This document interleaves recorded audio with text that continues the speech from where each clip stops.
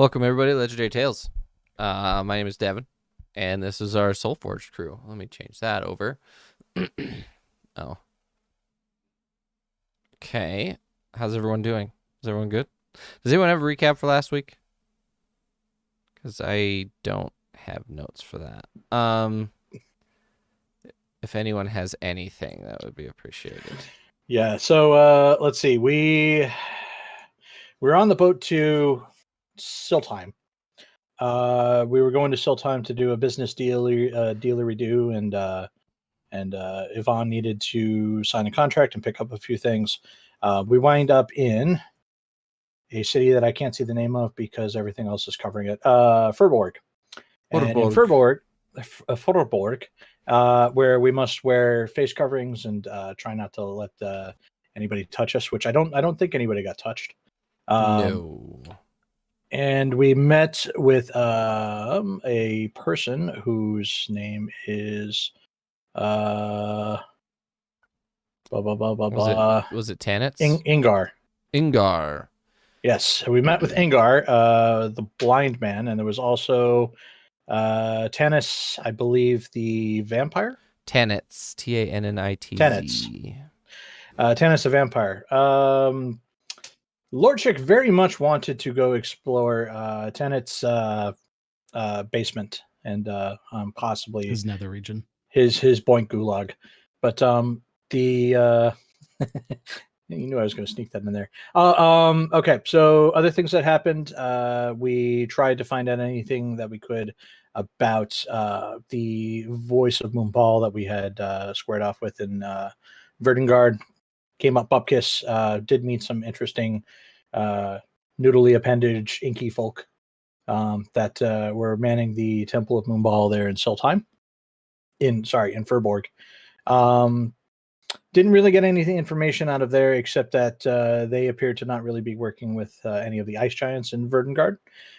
So we pissed off to Irelis in a very fancy, not at all a TARDIS automobile, it kind of sounded like. Mm-hmm. That was definitely amazing to everybody except for the other thing that was made of magic and machinery that just failed to notice. We checked out the library, and in the library, we again found nothing related to the voice of Moonball or the eye of Moonball, the very dangerous artifact that happens to be somewhere in a bag at the moment on RepRap. And RepRap learned how to have a sense of humor and talk shit. And I think that might be everything. I think at the end of the episode, Yvonne basically said that the only thing that we could possibly do to turn up a lead at this point would be to carry on and go to Nilhoon, where it is possible he has some contacts that might be able to tell us more about Moonball or the Eye of Moonball. But really, at this point, we're a little bit stuck on leads with that because it seems like there's effectively people that would like to bury any of the information regarding Moonball and Moonball worshipping and accessories. Okay. So you're going to Nilhoon directly from Irelis. You guys are sort of arriving onto music. You're arriving onto this large platform that on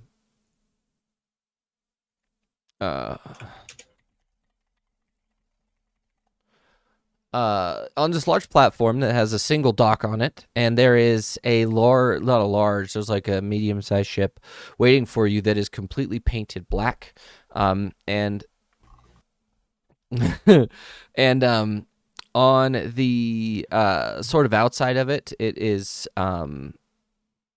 has a lot of very large cast iron plates bolted to the side of the ship, as well as sealed with some adhesive for water retention or water expulsion. I don't really know what the term is for that. It just makes it so it's still buoyant and doesn't absorb and doesn't leak. It seals it. So you guys arrive, and there's this huge black ship, black sails, literally black everything with a little bit of iron on the outside of it for plating. What are you guys doing?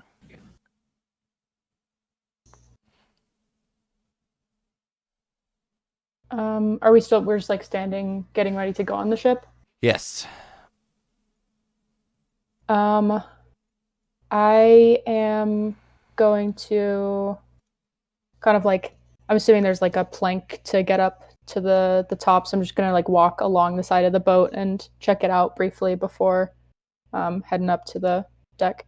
There are no crew whatsoever. Huh. Where's Yvonne? Say again, Vidar. I would say, is this boat going to be like when we approached Verdun Guard? There was mostly wood ships and just like one or two metal ships. Is this a quite impressive boat, or? This seems to be like an average size. It's not enormous by any means, but it is good enough. And Yvonne is with us right now. He is. And as to this is a ship that does not fit the standard design philosophy of the rest of the world, as far as you know. I'm gonna go over by Yvonne and ask, what's up with this ship? It doesn't look like anything we've seen, and there's no one on board. Oh, that is because we are on the huntsman's prow. That is the name of the ship. It is run by spirits, and yes, that's the whole story. Spirits. Just wait for it. And when we say that we are ready to go, it's going to be a good time. Okay. Is there anything about the ship that we should recognize? Like, is it a historical artifact, or? This is a... How do I explain it? Imagine that you have a ship that has had so many people die on it that eventually it becomes a sort of beacon for spirits who die or people who die in the water. Imagine everyone that died in water is sort of brought here, and then this takes them to the end of the world, where you go, and then you pass on to the eternal vision. This boat won't be taken to the eternal vision, right? Say again? The boat won't take us to the eternal vision, right? No, we are living. It does not take living creatures to the eternal vision. So if one of us were to die on board, and hypothetically, we would go to the eternal vision? Yes. Huh. So let's not die. How does that sound? Do you know a Jack Sparrow by chance? I do not.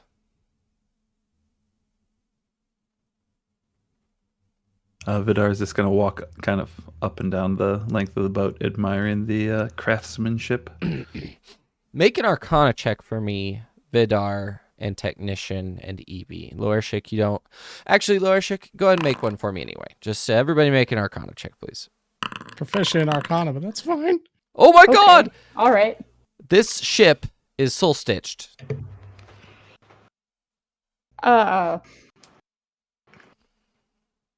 Are you telling that to all of us, that we know that? Lorshik, you know that this ship is soul-stitched. How do I know that? What do I see? You remember seeing the scythe sort of have some strange properties to it? As you're going along and you're like looking at these metal plates that have been bolted onto the side of the ship, a lot of them are glowing with that sickly red energy. Every once in a while you just see a little spark or like a little like crackle of lightning, like red lightning on it, that reminded you of this is exactly what the scythe looked like when you interacted with it at first. I put my finger down and open my bag. I expect Callum to hop out, and I just What's going on? What's up? I kind of like gesture with my eyes and just kind of like look at the various things I see glowing. He sort of crackling. twists and he says, Why are we here? Don't. This makes me not want to be here at all. I'm very uncomfortable with this situation. All of a sudden. I shout out to the rest of the crew and kind of just gesture towards the markings and the glowing red and teal cracks that I'm noticing. I don't believe it was involuntary, though. This is not made by someone. There's no runes on the scythe. When you look at it, there were runes everywhere, right? There was runes. There was enchantment. There was some form of like conduit to put the soul into the thing. Well, no, there's no markings. There's no enchantment. This is a naturally soul stitch object. Unfortunately.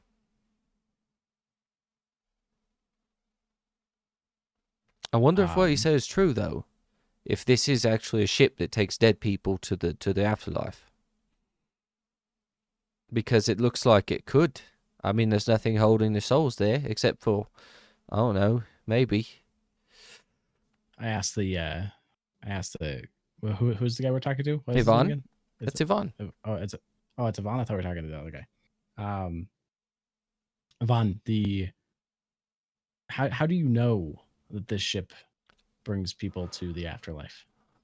That is what they have always said in the lore, in the legends, that this sort of ship exists. That is so... Oh, it's so loud because I have two windows open. The ship has always existed. It is... A lot of people believed it was rumor. And, yeah. That's it. This is a real thing. And even I, up to this point, did not believe it.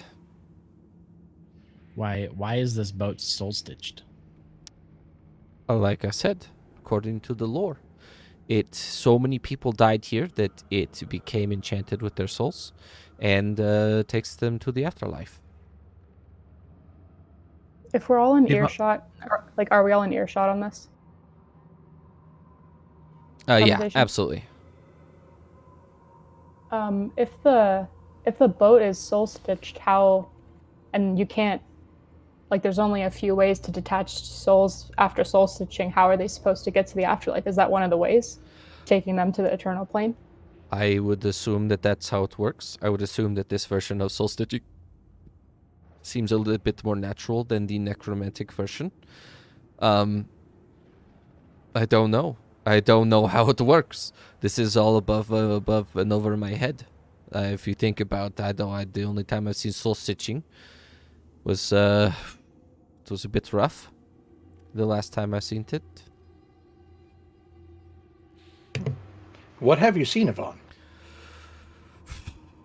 That is I unfortunately witnessed the ritual of soul stitching on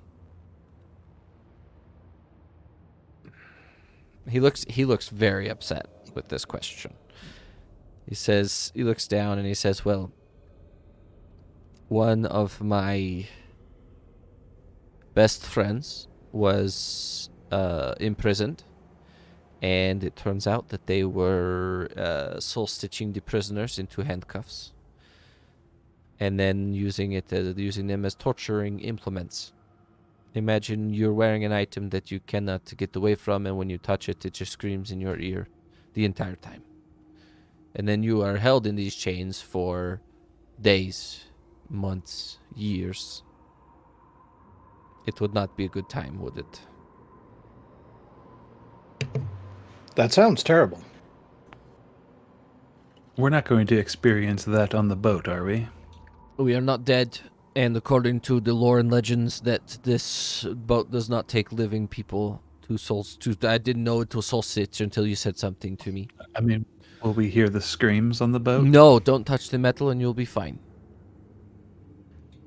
That is How does one go about commissioning a boat like this? You don't commission this boat. Or how do you commission the services of the boat? How did we wind up that we are going to be riding this boat? That's a good question. You would have to ask one of the people in Eurelis. Apparently they have a connection to the land of the dead. Based on the main export of this particular area, I would assume that it's because of slave trade. Yes, if you want to have a boat that is unlikely to get caught by anyone, you make it the boat of the damned.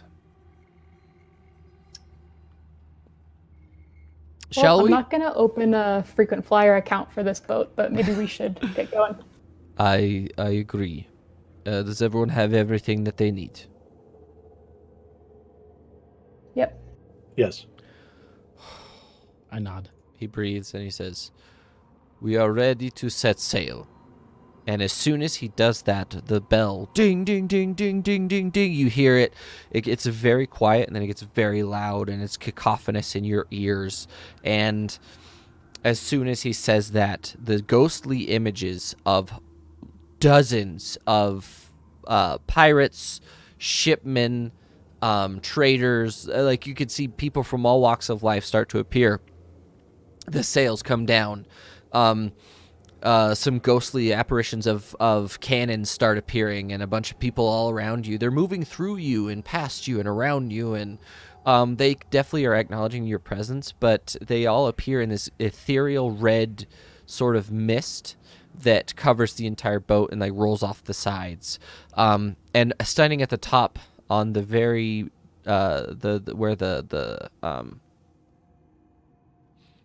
standing on the very top, near the steering wheel, a very large human is on there. He has a beard that goes all the way down to his belly button. It's braided, has all sorts of jewels and things in it. He has a singular eye. His eye apparently was gouged out or something at some point, but it has been burned and scarred shut. He looks down on his crew and says, "Let us set sail." And up to his hand, he has 3 fingers on his left hand. He has his pointer fingers and his thumb. He brings up to his jaw a huge cigar that puts off this red mist smoke.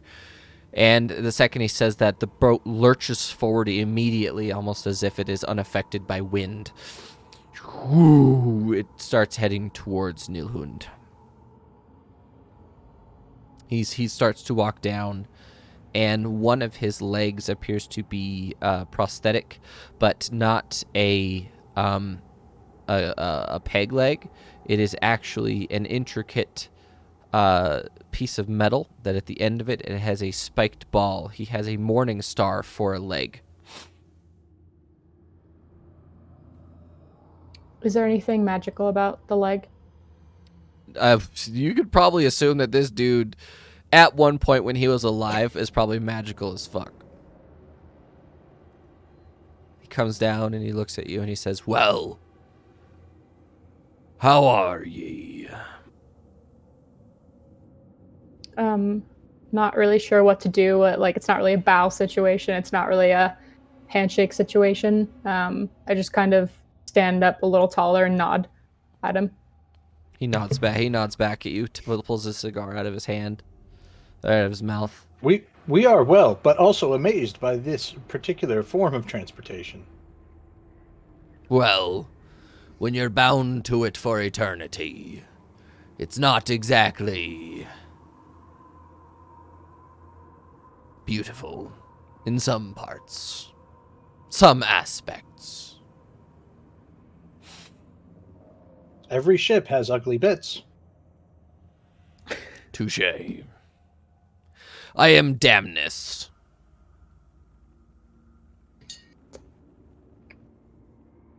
I kind of like. I just walk away. I walk to the other side of the ship. This whole conversation just weirded me out.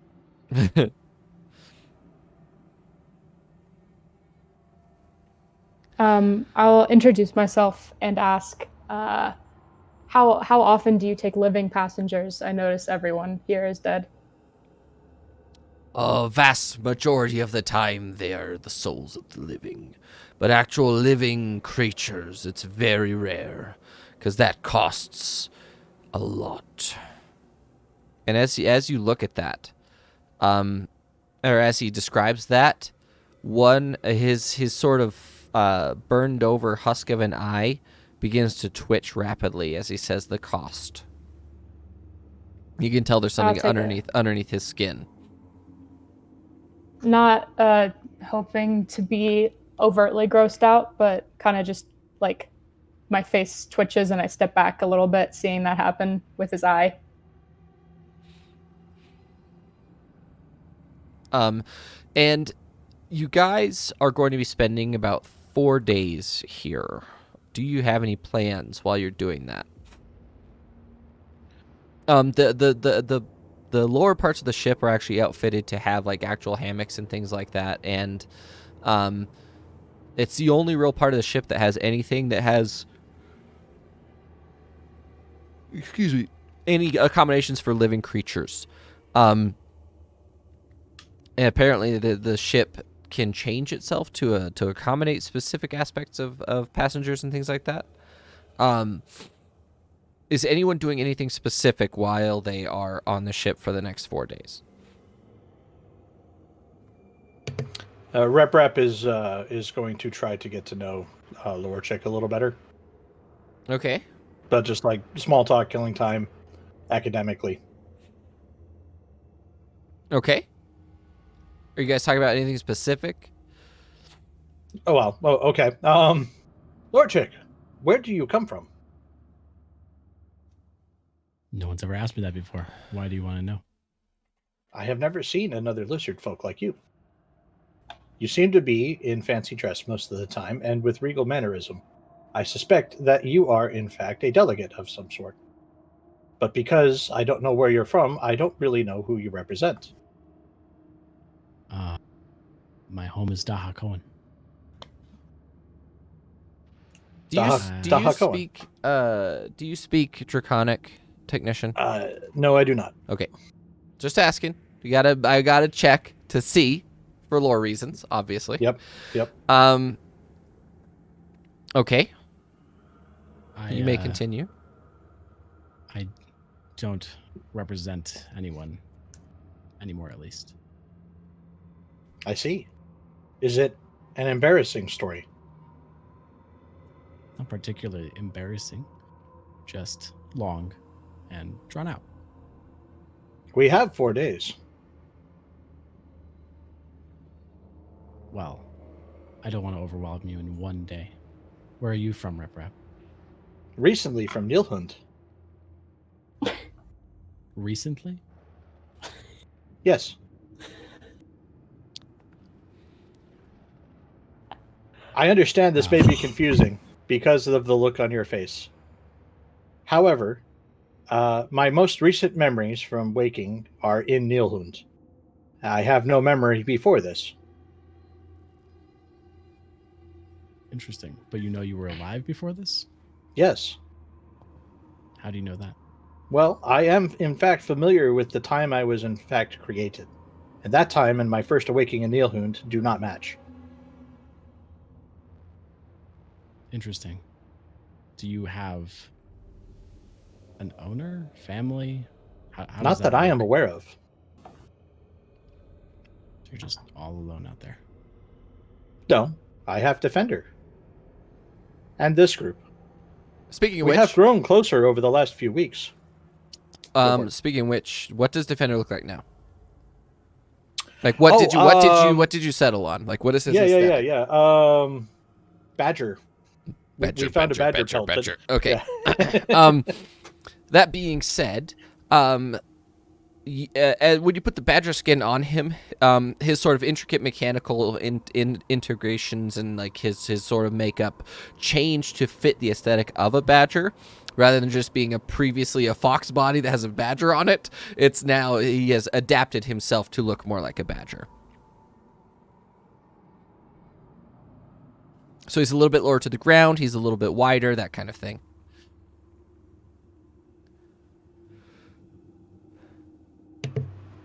I'd like to think that this group has actually become pretty well close-knit in the last few weeks especially. We have gone through some very harrowing experiences. I agree. It feels nice to have a family again. Indeed. And so on and so forth, I guess, because I'm trying not to... I don't actually want to do 4 days worth of conversation right now. Just Of course, Everybody else is cool with that. Yeah. So. Of course, there's someone in the chat that is named Badger. I like that. How likely is that? They were talking about a badger, and then someone in chat is named Badger. Get out of here. Hi, Badger. How's it going? Is there anything that you guys are talking? Is there anything that you guys are talking to each other about that is important? You could talk about it now, or we could talk about other stuff later. Is there anything you want to know, Rep? I mean,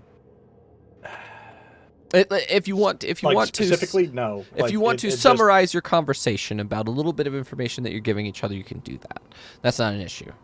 I mean, basically, Rep is going to be open to answering anything, but there's that sort of the stipulation of he really doesn't remember anything, since Nilhoon, and it's been basically 2 or 3 weeks since Nilhoon to the crag. So,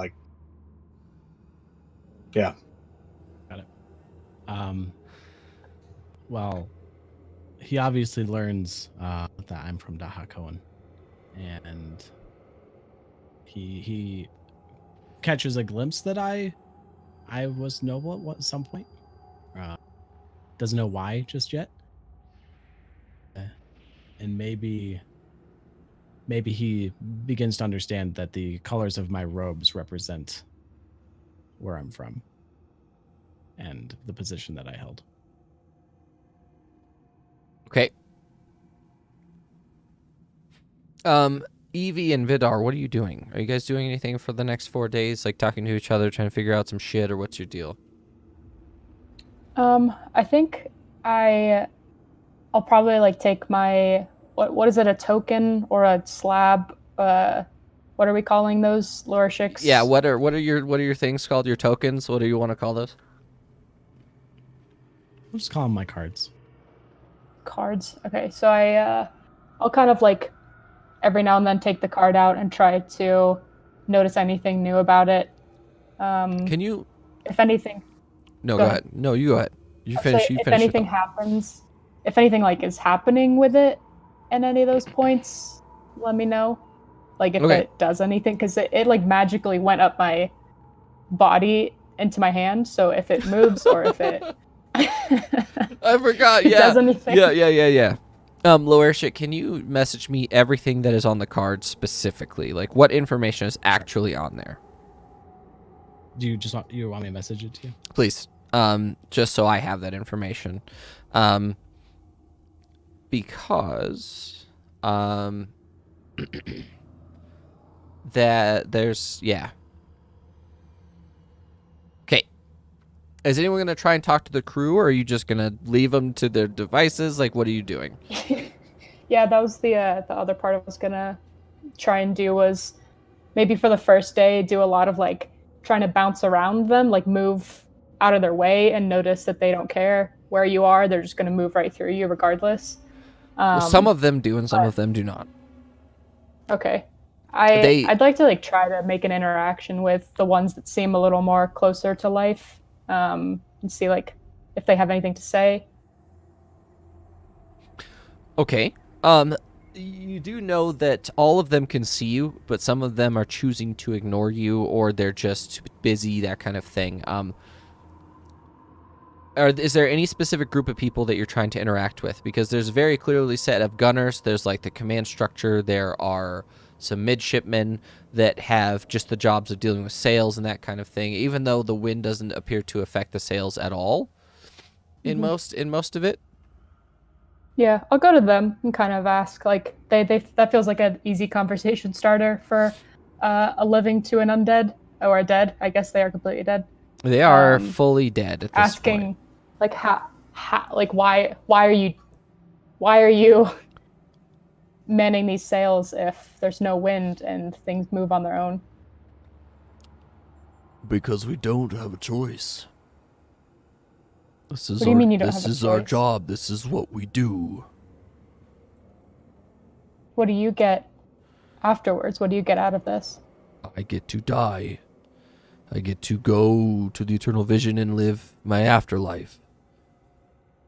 How did you get here, though, instead of some other path to the afterlife? I died. In the presence. You died. I died here. You died here. Or in the sea. If you want to make it real personal, I drowned. I was drowned by a crewman on a beach, and he threw me in the water, and I woke up here. Oh. That's tragic. Yes, but it's just part of it. You go to the sea, you die by the sea. You live in the sea, you die in the sea. That's just inevitably how it is. So I'm working my way to go to the eternal vision. I see. Did everyone here die? I think you said that, but did everyone die in the sea or on the sea? It was more of a like, that's sort of a,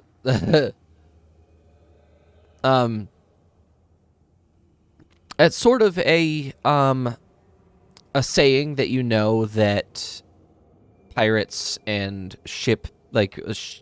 people who live on ships, anyone who's been a crew of a ship, it's live by the sea, die by the sea. That's sort of inevitable. And then it's sort of the chaotic nature of the sea is part of that saying, where Tempest clerics, sometimes there's usually a Tempest cleric on every ship just because they can literally calm the sea and they can use magic to prevent things from happening to the ship, that kind of thing.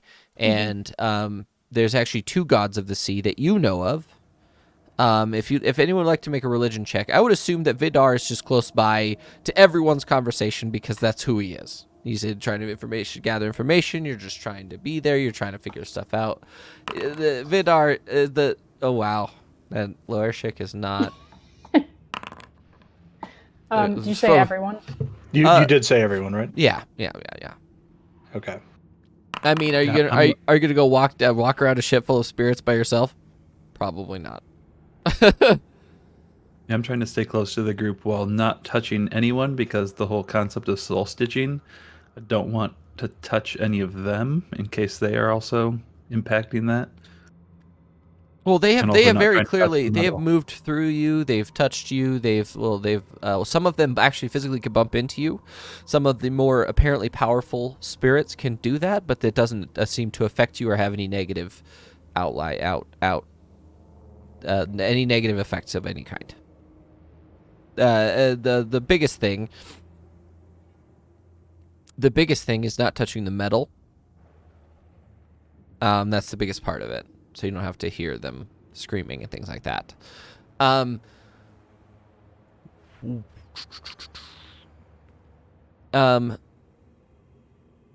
lost my train of thought. Where was I?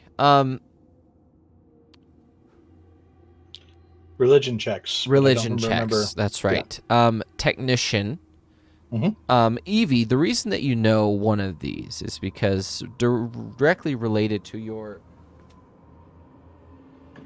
god/goddess, because your god is, for lack of a better term, amorphous, and androgynous. Directly related to them are 2 people of the same pantheon, the same previous pantheon. One of them is Turmoil, and one of them is Bombasta. Those 2 are gods of the sea. They're both tempest domains. I believe Gleam is a Tempest domain, and then there's one other, but you don't know them. But Tempest is one of the main domains of both Bombasta and Turmoil. And generally speaking, they have clerics on every ship, if not 2. One of each, because they get along very well. And yeah, that's sort of like your experience. And then every once in a while, you'll see one of these clerics. Like, they have loads of them on this ship that are just doing work. They're dressed in like full chainmail or plate mail, or they have like very clearly previously had very powerful statuses, but they died on the sea. So they're sort of part of this crew now. And for some reason, it's very unlikely that you see the same person twice, short of the captain, the person who's very clearly the quartermaster, and one of the first mate people.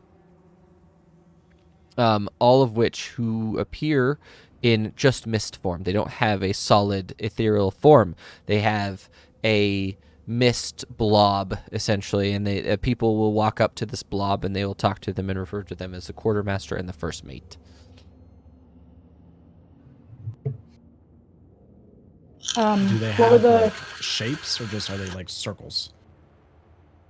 They are. They They have a look like an relative animal? human shape, humanoid shape, but they appear to be clouds of mist.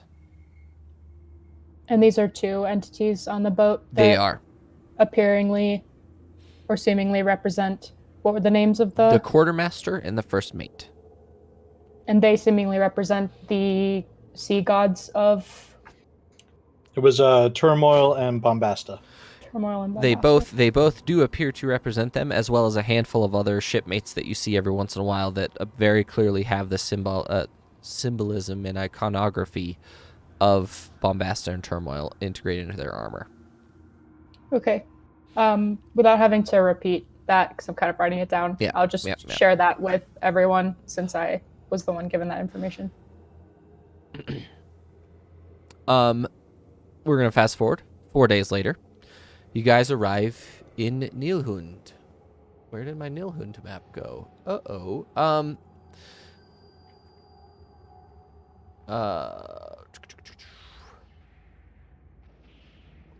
Let's do this. Gridless. Turn this off. One final check. Is everyone good before you get to Nilhoon that you do not want to do anything else or interact with anyone? I want to do something that is not in character. Okay. I would like to ask, is there a way to import custom attributes for items when we import into VTT? Like what? My javelins of the Skeleton King just came in as regular javelins. You could just rename them. You could just click on the name and rename them. You should be able to just edit the name right there. Okay. All right. There it is. Okay. We're going to activate and we're going to go to Nilhoon.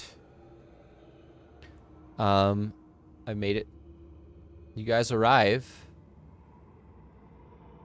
in the city of Repyts. Or as they say, Repyts. And you guys arrive, and this is a very small island. If you're looking at the maps should be listed. I think the links are broken. For some reason, I can't get the links to work for the maps. It just won't let me. I think I might need to upload them to my actual website so that you guys can see them properly. But Nilhoon is a small island empire to the east of the crag and to the southwest of Siltheim. They have been independent, and they are known as the magic capital of the world. You guys arrive right in the middle of the night. You are surrounded by these soul creatures. They pull up to the dock. It immediately stops, and they all vanish in a red mist that falls off the side of the boat. The plank picks itself up, attaches itself to the boat. And do you guys get off? Yes. I get.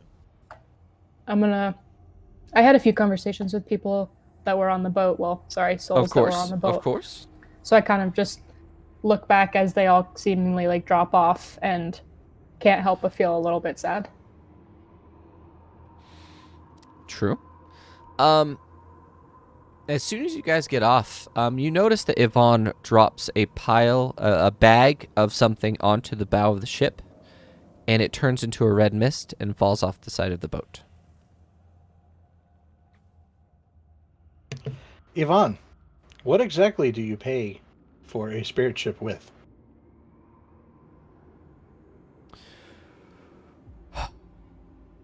I had to procure a load of arcane focus that were previously used by powerful magic users. I see. I did not kill these people, for future reference. I procured them from someone who's very shady, but I paid a great deal of money for them, and it's sort of that you have to pay in memory. In order to pay for the Ship of the Dam, you have to pay in memories.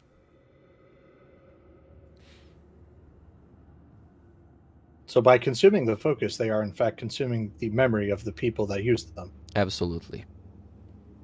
And you acquired these things from and Rep Rap is going to do air quotes, a thrift dealer. Sort of, yes. To answer the Indeed. question, it's southwest of Siltheim, where they just were. Is southwest is where Nilhoon is.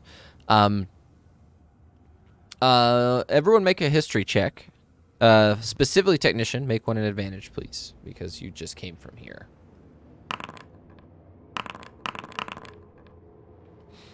Vidar and technician, you know that this island is nearly exclusively inhabited by elves. Wood elves, high elves, dark elves, Shadarkai. There are not a lot of Eladrin because they don't follow in the same way of magic that the rest of them do. But all sorts of elves. There are more Eladrin here than there are anywhere else, but that's because elves congregate together very well. Yvonne, you guys get off the boat, and it doesn't smell like the sea here. It smells like pine and wood. A lot of the... let me change back to Forest Day because we're in a much better place now. Let's try Rivertown. What does this sound like?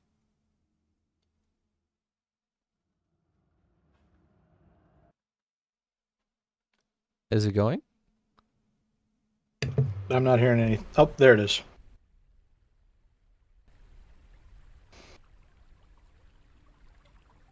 Okay, so it is a river town,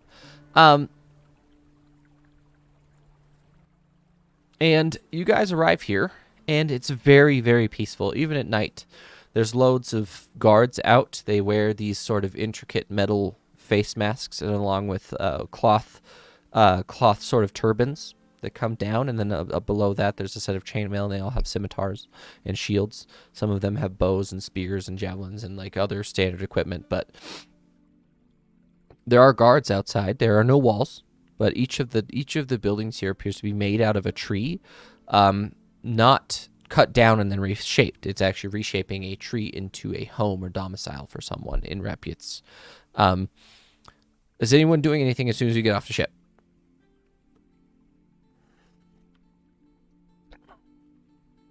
Yvonne, where is it that we are supposed to be meeting somebody here? Oh, we are supposed to go to Nissund, the capital. When we go to Nissund, we have to meet with not an old friend of mine. This will be my first time meeting him, but Nimr. He is the king, or some call him the emperor of Nilhoon. And he is a long-standing friend of the father of the young Shiram. Someone you don't know, Nim. Ivan? Someone I do not know, because he recently came in power over the last 2 or 3 years. I thought there was no one you didn't know. I thought so myself, but I'm realizing as I look in my book that I've never met this man physically. We have spoken through correspondence for a long time, but I have not actually met him in person or his wife. God damn it. What? What's wrong? Nothing. Oh, I see. I'm gonna walk away. You're hoping he's not married. I see. I believe. Real quick, Rep Rap, after hearing that, is going to get the canteen out of his backpack and offer it to Evie. I'll take it. Good. You appear to be thirsty. I'm gonna roll my eyes at him and walk away. Oh, Yvonne just laughs heartily at that. He says, "Wow, that was funny. That was actually funny. When did that happen?" It was not long ago. I learned how to have a sense of humor. Well, We started very simply. Remember, I started with the one where you said that people would try to insult me, and I fired back by saying their face may be stupid and that their mother was a prostitute. And you Wow. said that was no good. That's not, no, it's not okay. But Evie, he calls back at you, Jellybean. I do know for a fact that his son is single. He appears to be dating, but who knows? I'll say, I'll give him a wink and say thanks, Jellybean. Oh. He sort of blushes for a second and looks down, like, oh, I did not expect that to happen. You guys walk over, and he says, well, I will, would you like to stay here for the night, and then we can head to Nissund in the morning? It's only going to take a day for us to get there, so if we leave early this morning, we'll arrive there late in the evening. We can stay, and then we can go meet the king the following day. That does sound. Ask That. Go ahead. I ask Yvonne if there's anything worth seeing in this city. In here, no. The one thing that we want to witness, though, is the vault in Nissund. It is rumored that in Nissund they have 500 tons of temper.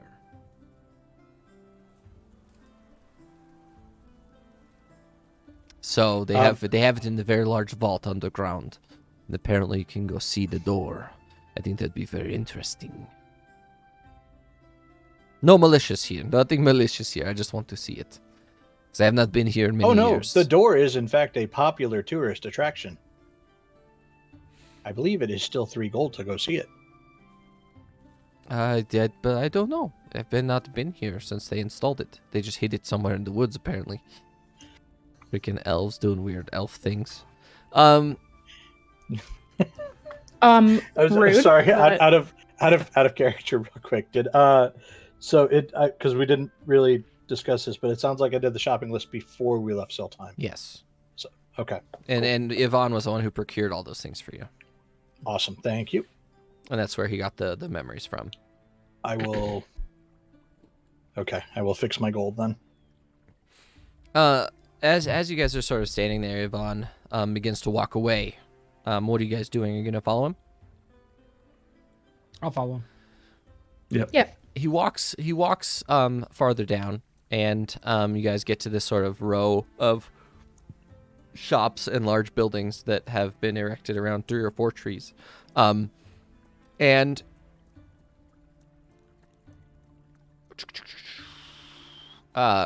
you arrive at a very interesting place that has this sort of branch that comes down, and one of them is, it appears to be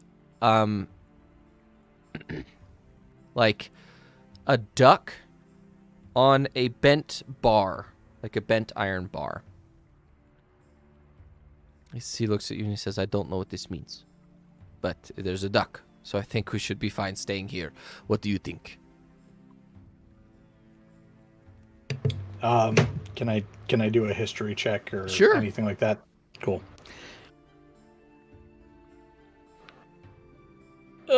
Just being from the neighborhood, but not this neighborhood, apparently. Nope. Okay. I have not seen this symbol before.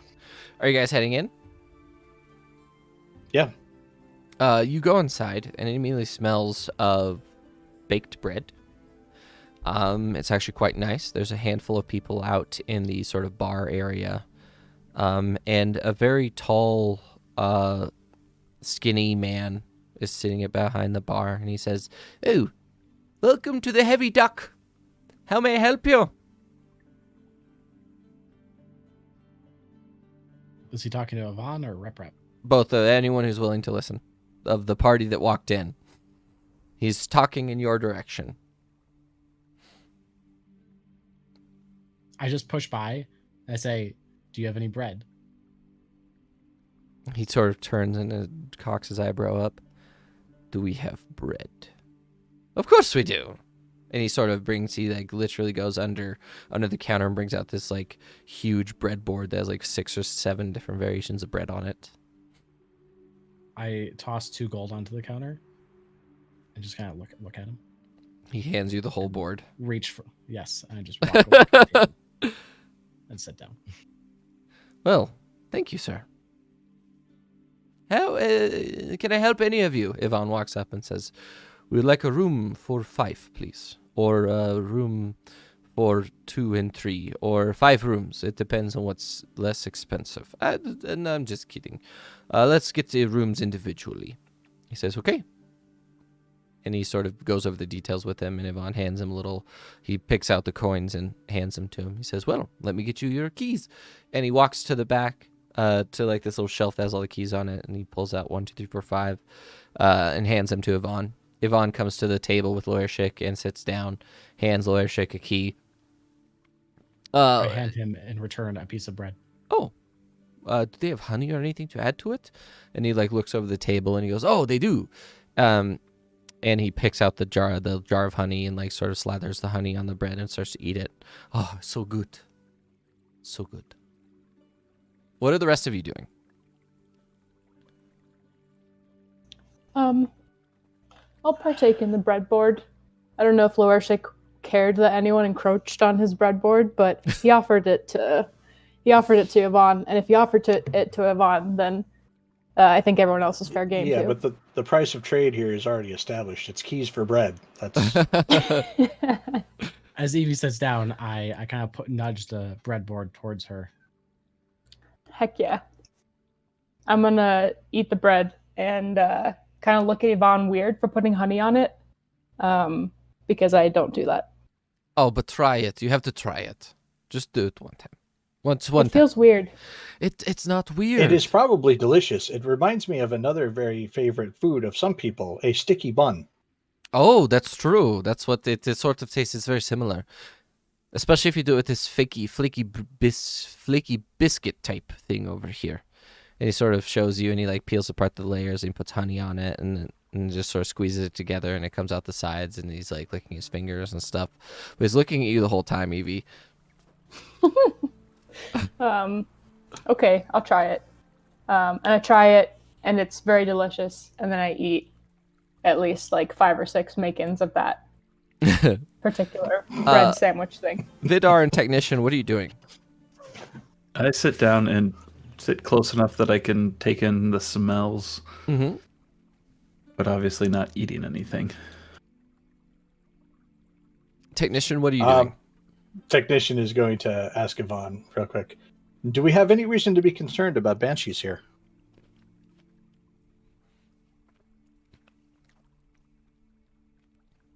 I can tell from the look on your face that you believe I am trying to make fun of you. I am not. I am genuinely concerned. Rap. No. We don't have to worry about any here. Okay. I have not had a girl in Nilhoon in many years, and we ended peacefully. So, don't you worry. Can there be male banshees? Yes. Yeah, there actually can. And no, I have not had any males here either. While this is happening, I never put Callum away, so I assume he's just been riding along on my shoulder. He's just chilling. And I kind of like just tap my shoulder and point at the bread subtly. No, I'm all right. Thank you. That's done. Lower chick, are you trying to say that your shoulder would like some bread? Yes, in fact. My shoulder gets very hungry, rep. This must be an aphorism I am not familiar with. It's just a scaly guy thing. Don't worry too much about it. How you going, bro? Oh, my shoulder's hungry. How are you guys just gonna go to bed for the night? Are you gonna go investigate some stuff? Or are you just chilling?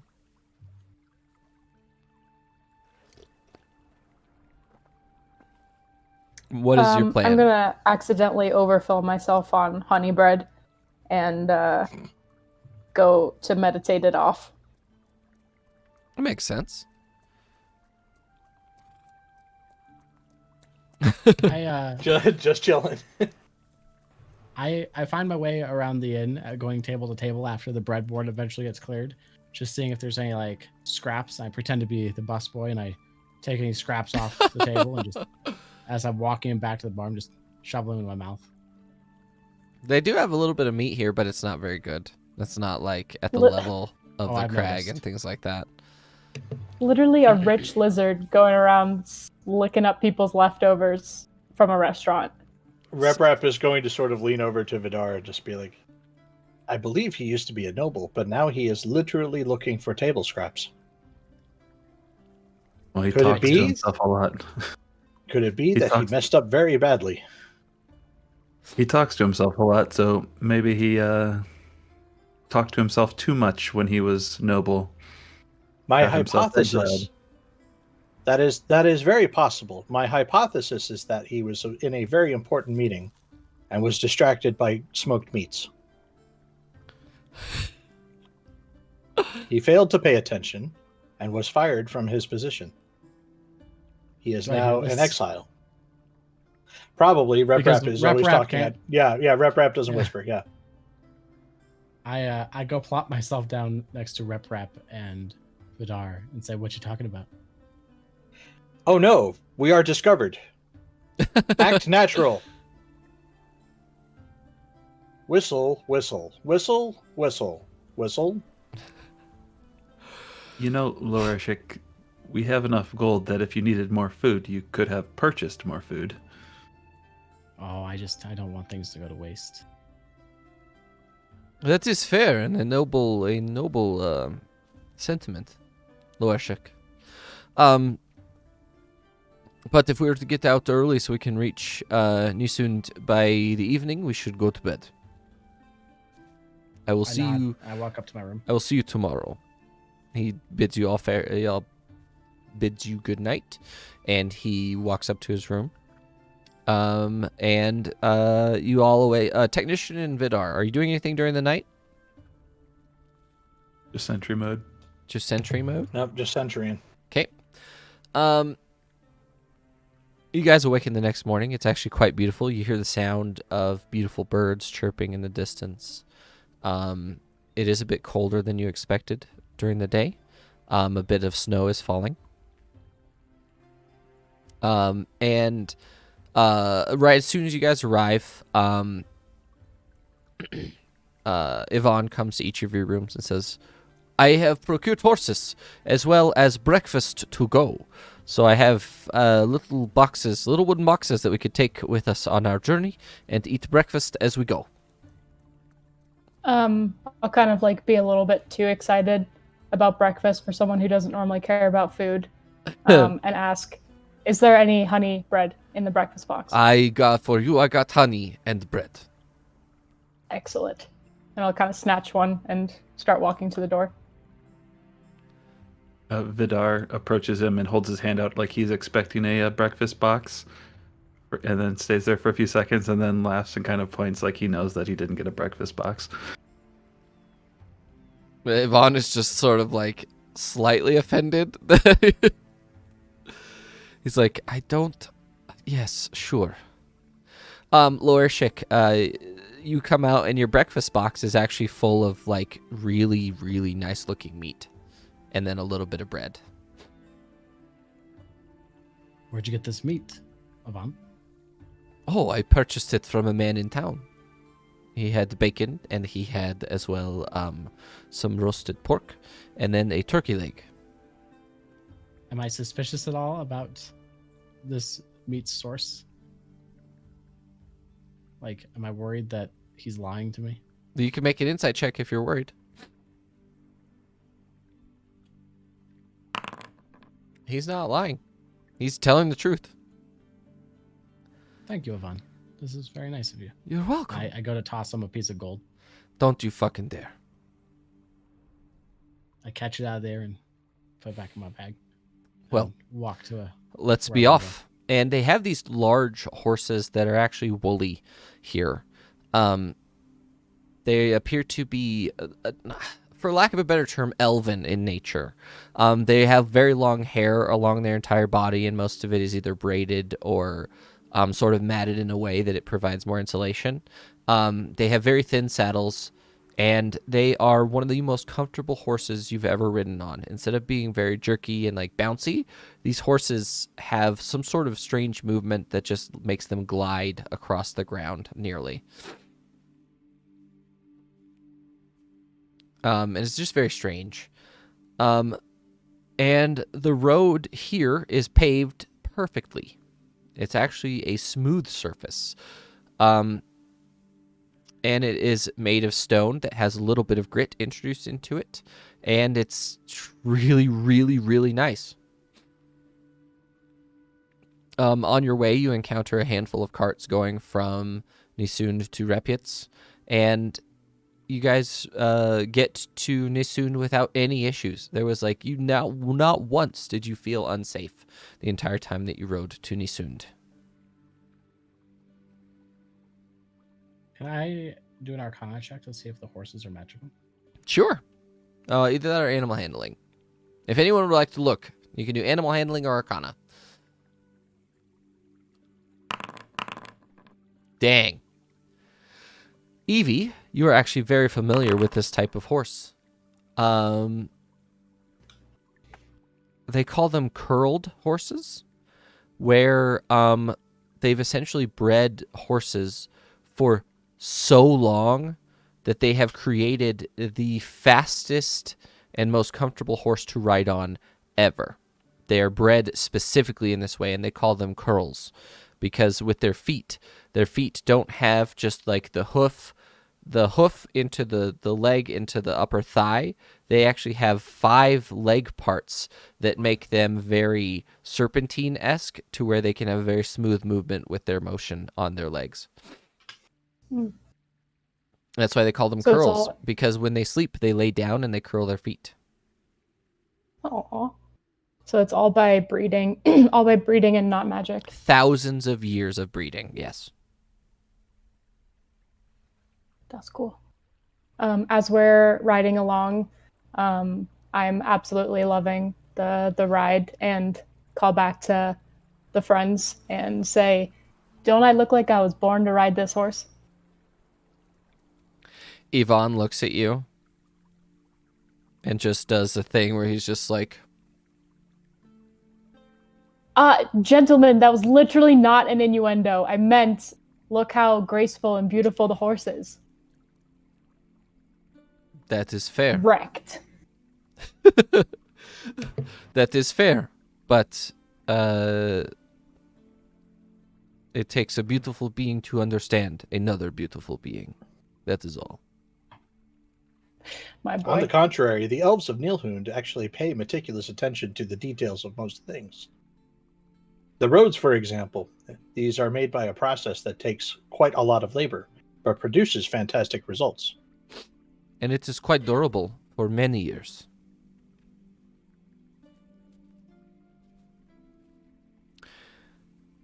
You guys ride, and you arrive in Nissund. And Nissund is very similar to Repyts, except it's about 3 times larger. The town, or the city of Nissund has a much larger population than a lot of other cities, and a vast majority of them are elven in nature. There are very few orcs, or like the so-called savage races don't really exist here.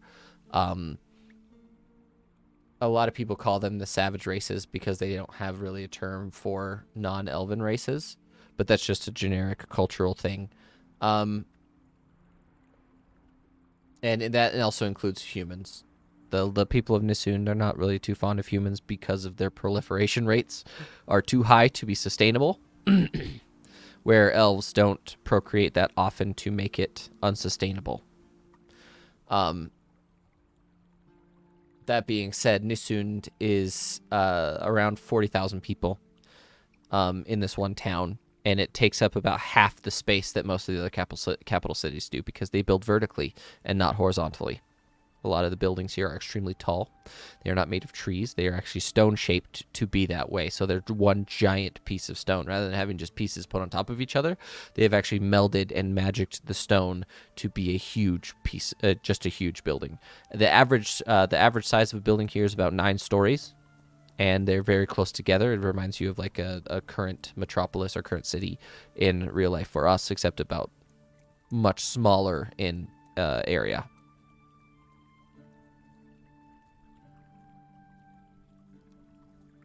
Did we lose the Lershik?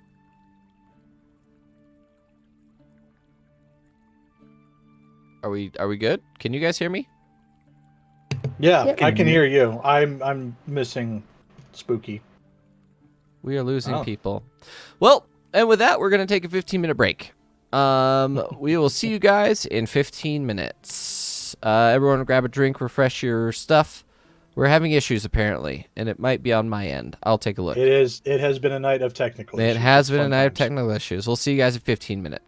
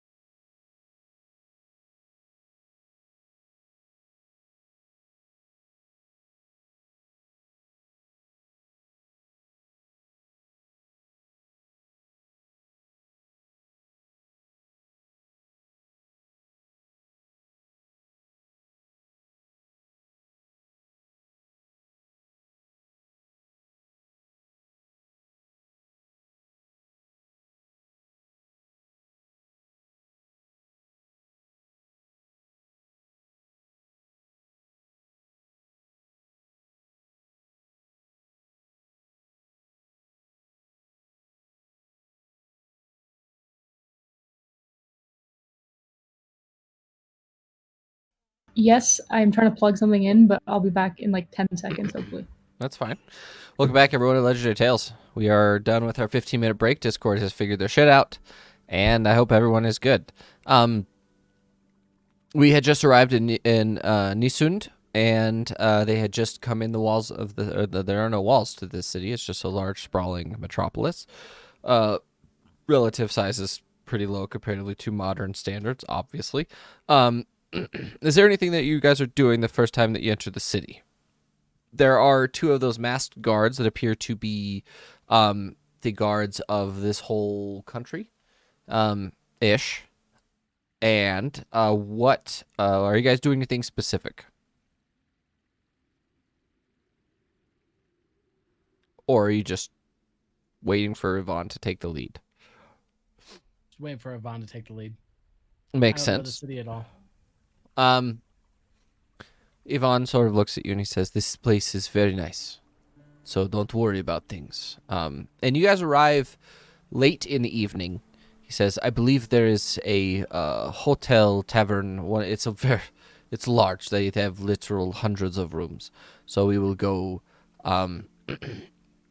procure a place to stay over there." He leads you down a sort of large city street, and it's like 7, 8 o'clock in the evening, and it's just there's probably 3,000 people out right now.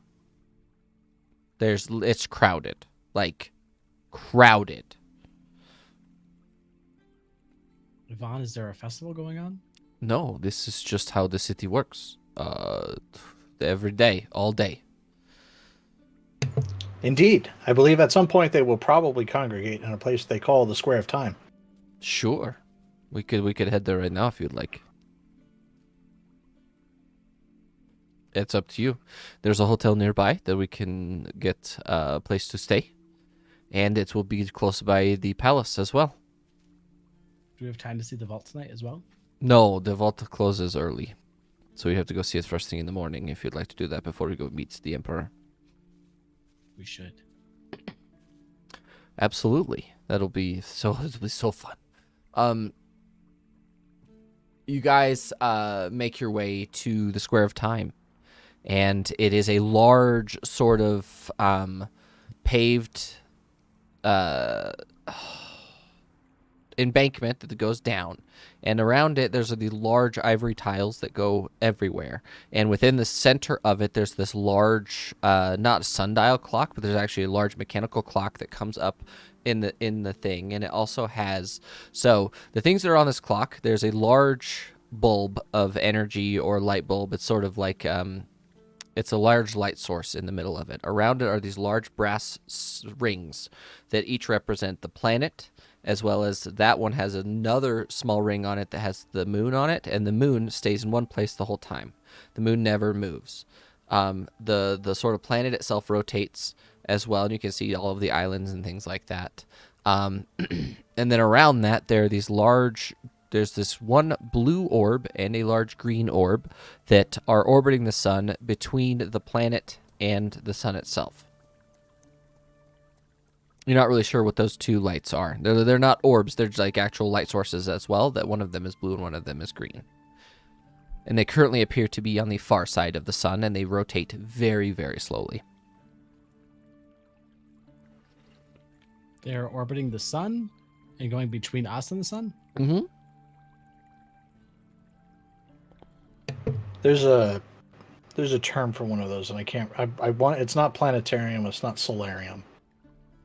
Is it? It might be solarium. It might be solarium. I'm not really sure. Does anyone Okay. know the representation of a solar system? What that's called? But essentially, that's what this whole square is designed around, and all of these things are floating in the air above a very large aquarium, above a very large piece of metal that has a bunch of engravings that that are tempered.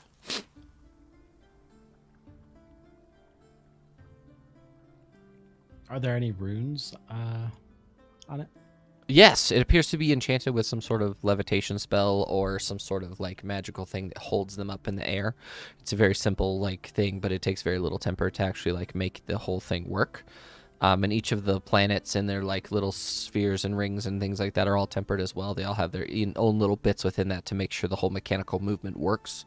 But it's all magical in nature. I'm a little skeptical of anything magical right this second because An of the boat we just got orrery. off of. That's what it is. Do I notice anything like that would say this thing's soul stitched or using any type of nefarious magic? on top No, of the temple? not at all. There are no signs of that whatsoever.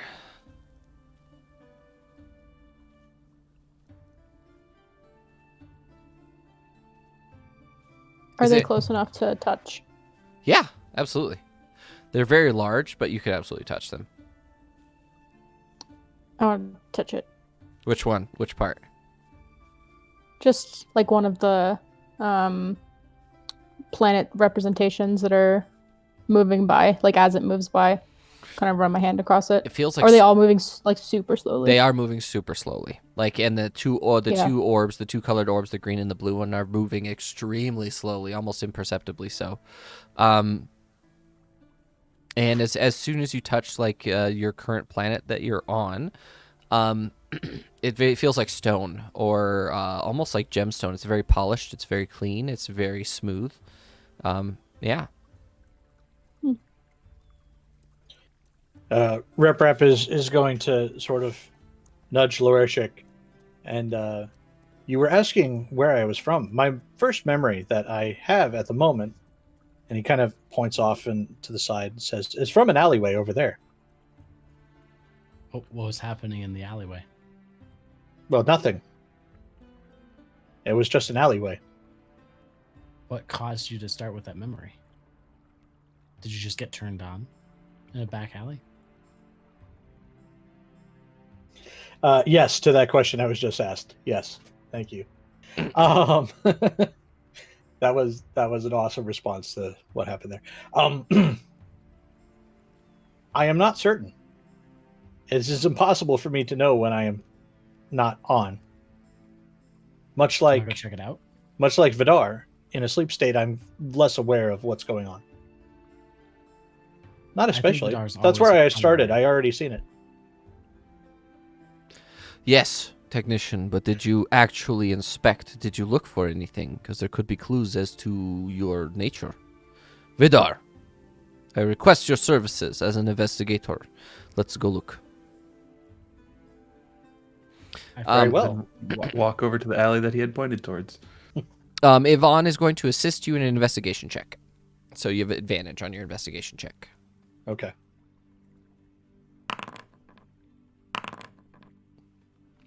As soon as you arrive into the alleyway, technician, you're like, this is so familiar, but something's so off. And you're looking around, and in one of the stone sections of the building, it appears that something has been shoved and melded into the stone wall, and it appears to be a small metal box. There's a small lock on the outside of the box, and it is completely nondescript other than that it appears to be iron and it has rusted. Not rusted shut, but the box itself has rusted, so it's been here recently.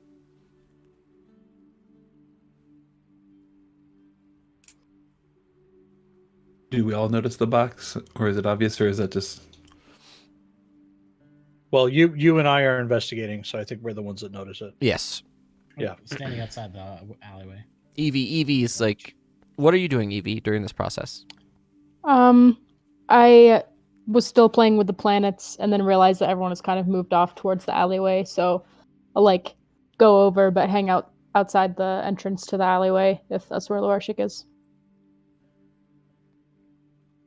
Technician, does this look like something that might be related? Is this the area where you're referring to? Yes, this is the area, but I do not recognize the box.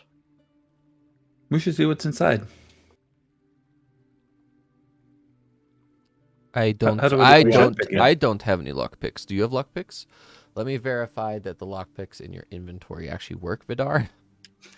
Because sometimes they don't give you proficiency and things like that for thieves' tools. I So- definitely have proficiency in that. You both do. Yeah. Oh, okay. I see. Okay, so but I believe he has. Do you have expertise in it, Ooh. Vidar? Think so? No, no, you don't have it. Okay. So I'm going to say that you guys could assist each other in this just because you're both like experts at it. So one of you can make a thieves tools check at advantage.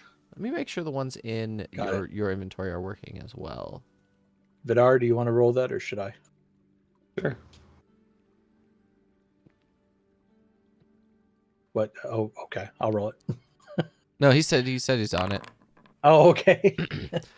You you pop the box open. You take your little lockpicks, you pop it open, and a small carved appears to be a coin made of temper is inside. Fascinating.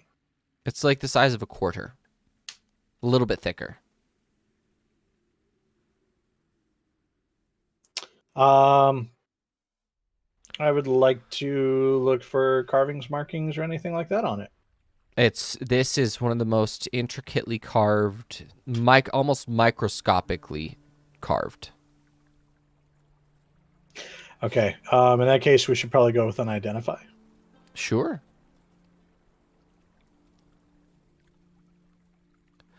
Are you gonna ritual it, or are you gonna just cast it regularly? We'll ritual it. Your 10-minute cast, you sit there with it in your hands and you sort of meditating. And do you want me to message it to you, or do you want me to say it out loud? Go ahead and say it out loud because I'm also gonna tell the group. This is memory chip number 17.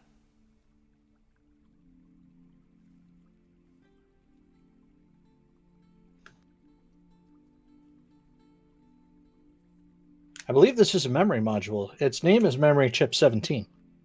And its maker, like, it sort of has a bunch of tags on it, like tags in the information. And it says creator is Illisan. Can you spell that, please? ILLISAN. ILLISAHN.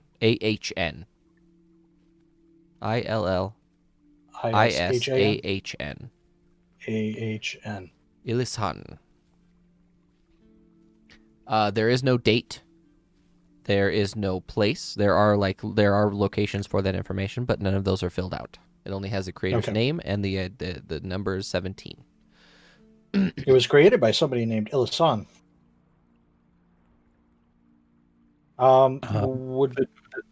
Vidar walks up to technician and kind of starts like probing around his head, looking for a coin slot to put the coin in. And as you're looking around, actually, you're sort of looking around, going around him and things like that. What are you doing? You sort of press on the back of his, like, the nape of his neck here, and you press it, and he sort of stops moving for a second as he's going, "What are you doing? What are you doing?" And a little slot goes out, and there's a little coin-sized receptacle. Assuming he has stopped moving when the slot pops out, I take it out of his hand and put it into the receptacle and pop it back in. You pop it back in, and your technician, your eyes get overwhelmed by just a sheer amount of, like, runes just overwhelm your entire vision coming in, and you feel like you've just unlocked a piece of your memory that you didn't know you had, and you are unfamiliar as to how to actually access the information. You know there's new information. You do not know how to access it yet. Okay.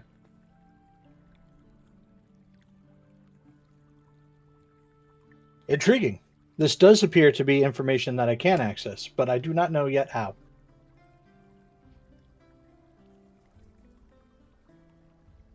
I believe it belongs to me.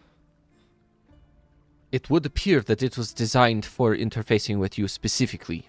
So we must look for this Illisan at some point. Indeed. He may know why the rest of my memory is. Why was it in the wall? Why is it in the locked box? I don't There are many questions. Agreed. What happened to 1 through 16?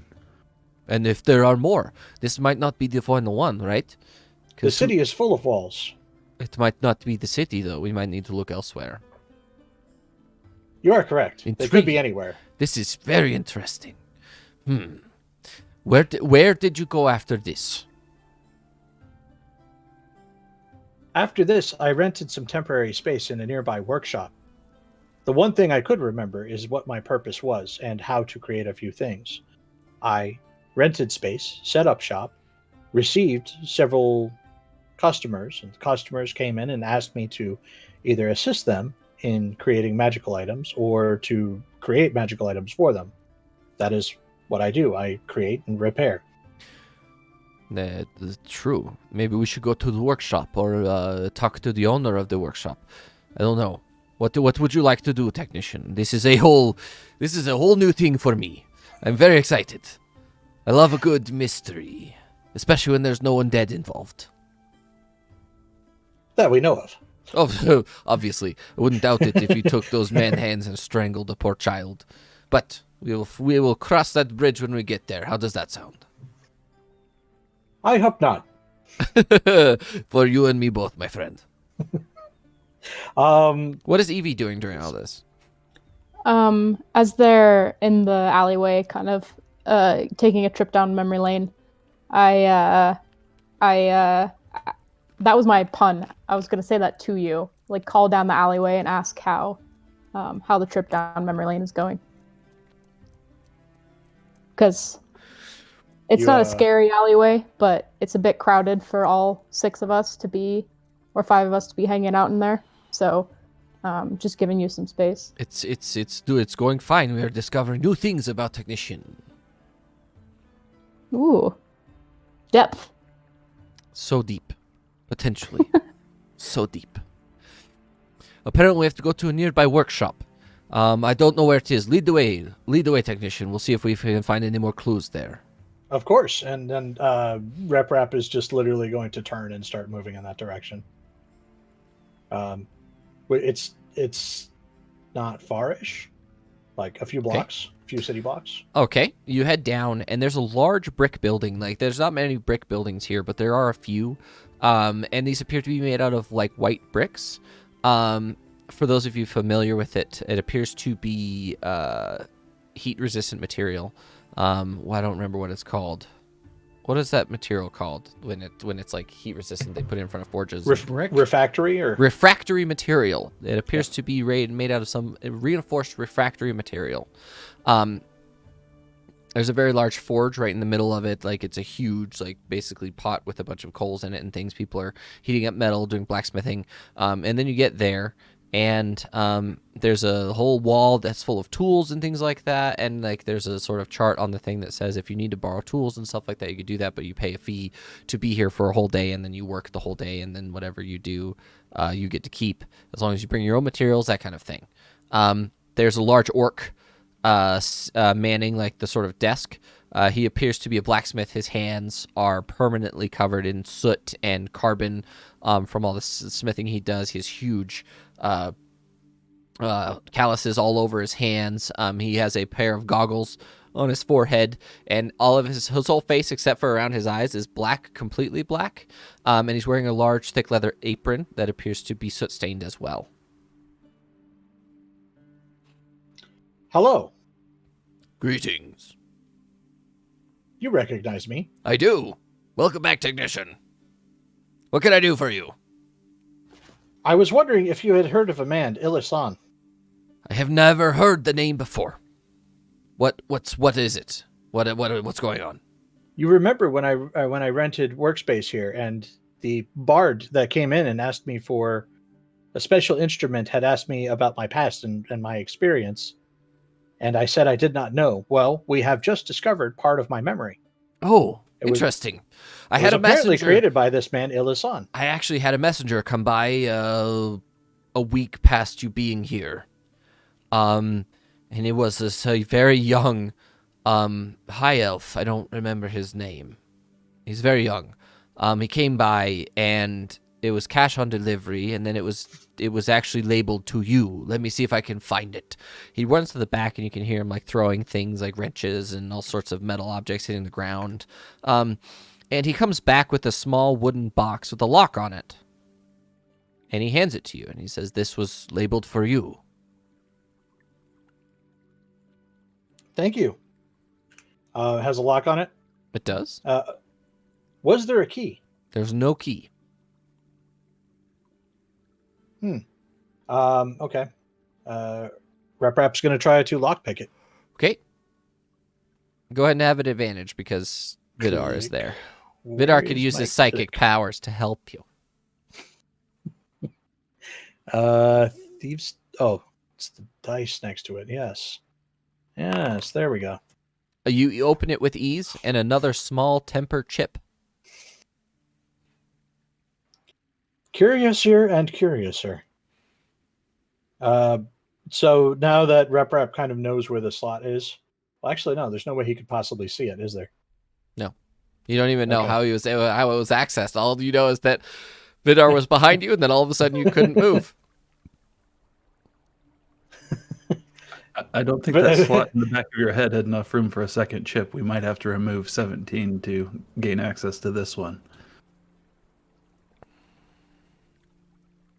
Rap's going to inspect it to see if he can find a name on it or find information. Like, is it numbered? Is it got another creator name on it? It does not have it, but if you cast your identify spell, which you do by a ritual again, this is memory chip number 6. Same creator, but the date, it has a date on it, and it only has a year, and it is dated for 4 years ago.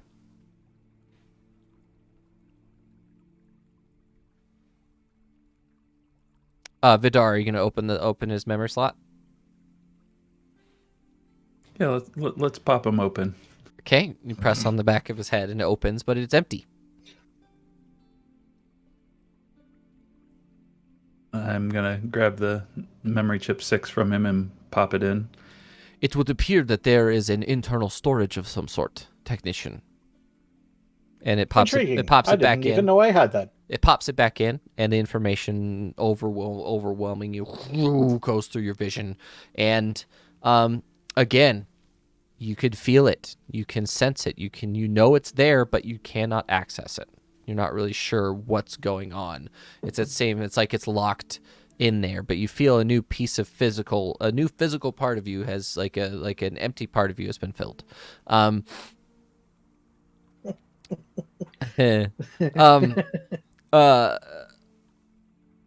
did you go from here? Because we don't really have time to continue this adventure for the time being.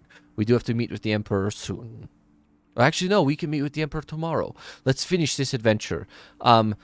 Which direction do I need to go? I will meet you there. I will be going to the Rosewood Hotel. It's right there. And he points across the way, across the square. You guys are a little bit farther from the square, but he points back toward the square.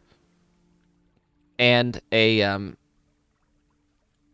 large hotel that has a bunch of red like veins going through, or lines going through it. Appears to have like some sort of tree growing around it. Very clearly on the very top of the entrance says Rosewood Hotel. And Yvonne asks you, which direction are you going? I will meet you over there. I am not certain. From here, I was doing work for clients. The most moving around that I did in the first week was trying to procure the items I needed to create a magical instrument for one of my clients. He wanted a large hollow log that when you blow into one end of it, it would make a low humming noise, but it would be attached to a balloon that was lighter than air so that he could use the humming noise to propel himself while flying through the air. He called it his dirigible-do. That is quite the instrument. I love it. I would love to hear what it sounds like. Being a bard myself, I am proficient. I believe in it should sound instruments. something like wah, wah, wah, wah, wah, wah. Wow, you're so descriptive, my friend. I don't know Isn't where... that I an am not great at automaton? onomatopoeia. Automaton.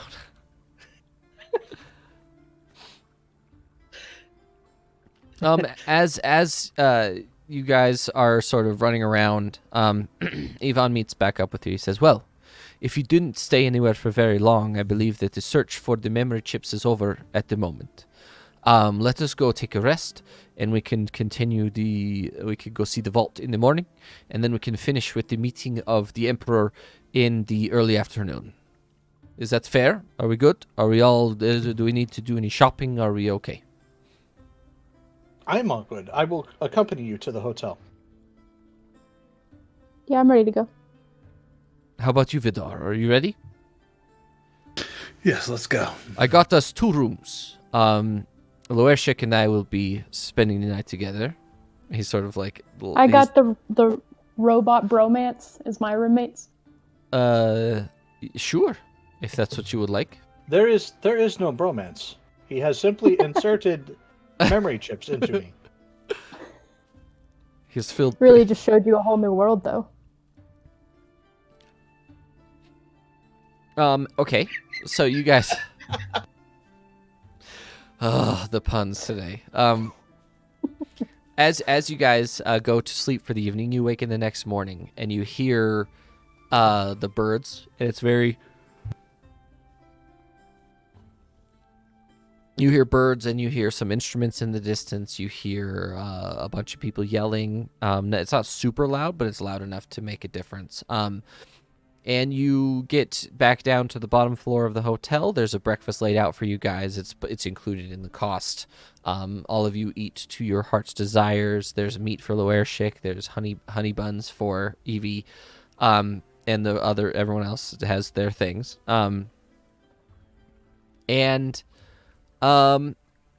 You guys look around, and Yvonne is like, is it just me, or is there a bit too much calm here for being this busy of a city?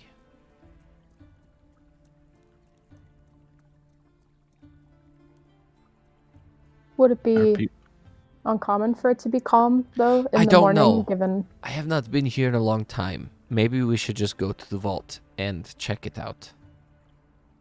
Rep did say that the vault was popular with tourists. Maybe people are there. True. Well, let's be off as soon as we're finished fairness- eating. In fairness, the Square of Time is usually the most popular attraction. It usually Among is. others. It usually is, but I have not been here in a long time, so I don't really know how the city works anymore. It's constantly evolving and changing. But Indeed. as soon as we are finished eating, we can walk over to the vault and we'll go on the tour.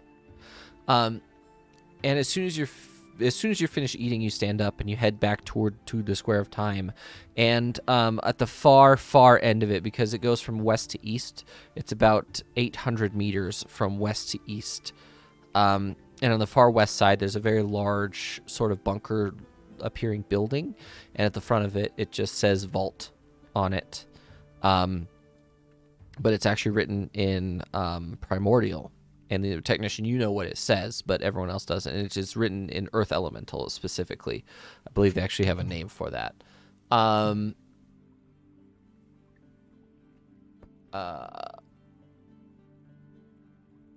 But this large bunker-esque building has a long, not really long line of people in front of it, just a short line of people. And you guys get there, and you're looking around, and a sort of steward comes up to you dressed in a red outfit. He has like a red vest on with a white shirt. He has black pants, black shoes, and he comes up to you and he says, "Hello, are you wanting to have a tour of the vault today?"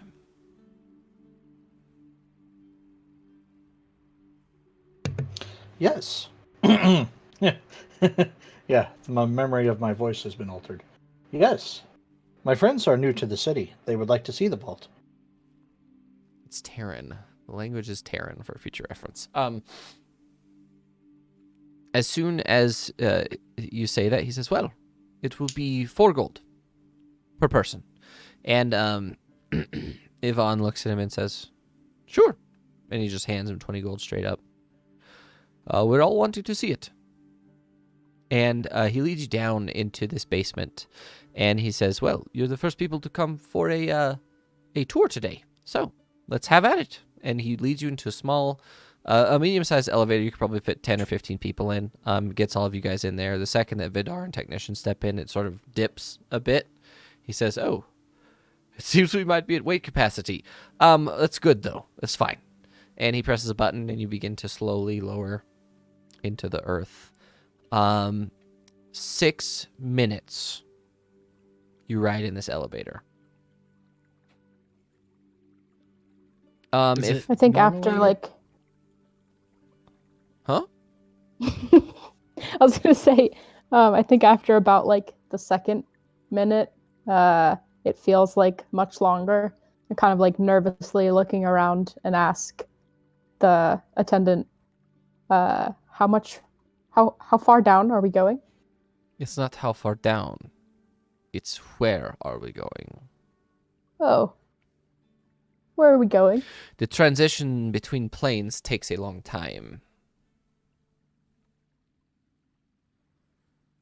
Ah, I didn't see that on the information about this place that we'd be crossing planes. We try to keep it confidential to a point.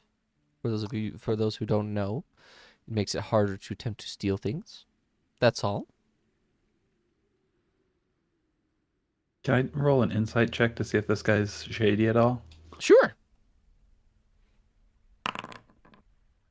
He doesn't appear to be shady.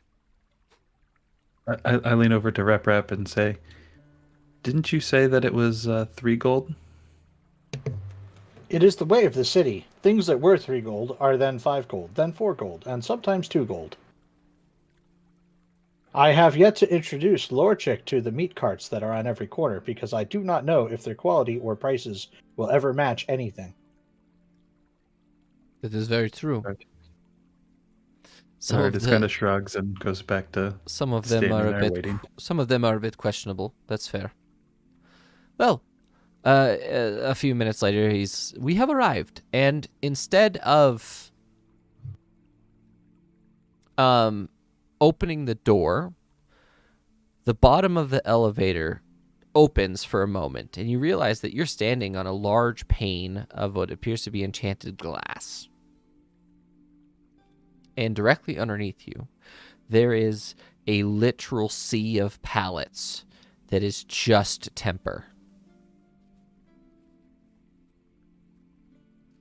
Because you're looking straight down, and you're about 200 meters above the ground, and it's just a grid of pallets of temper ingots. I'm just looking through the ground, kind of in awe, slightly drooling.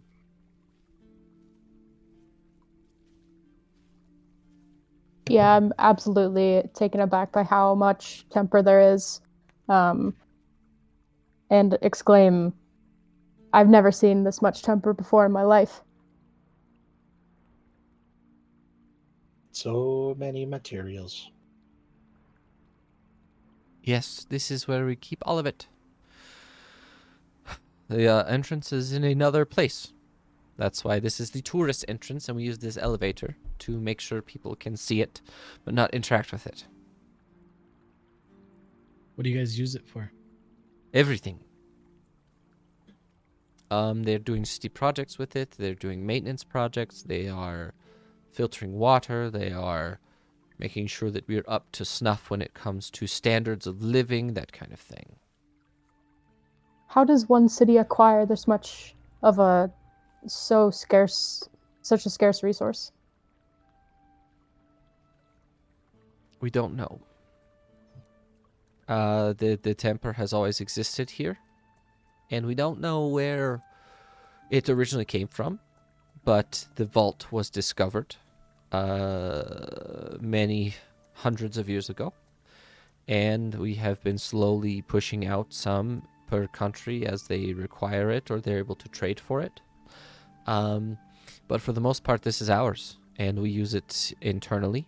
And temper is sort of the lifeblood of the city and this country.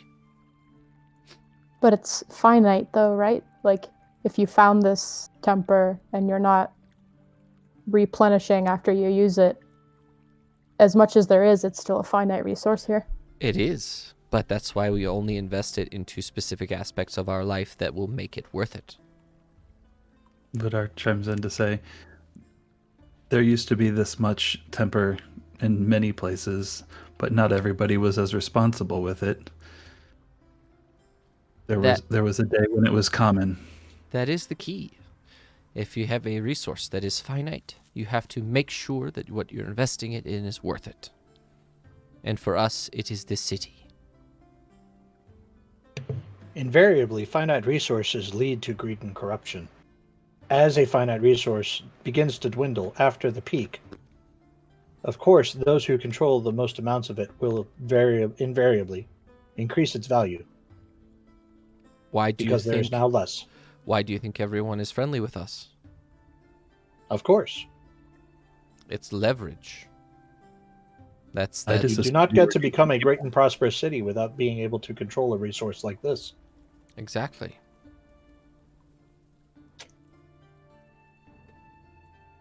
Do you have any questions?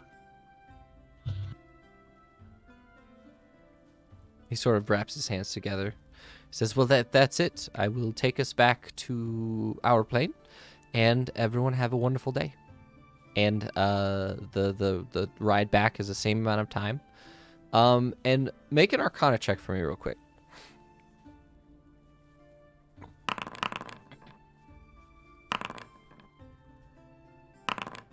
Luershik and Evie, you're looking around and you do notice that there are little cracks in the elevator to the outside. And you're definitely traveling between planes because you can see literal stars between the cracks.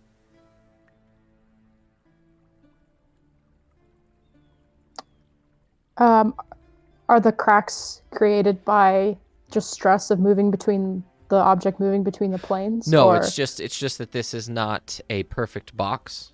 It's just like any Okay. other elevator, that it's just a box. It's not like a modern elevator. It's more like one of those like gate elevators back in the day, or freight elevators, Yeah. that don't need to be closed. It doesn't need to be fully closed. It's protected by other magic.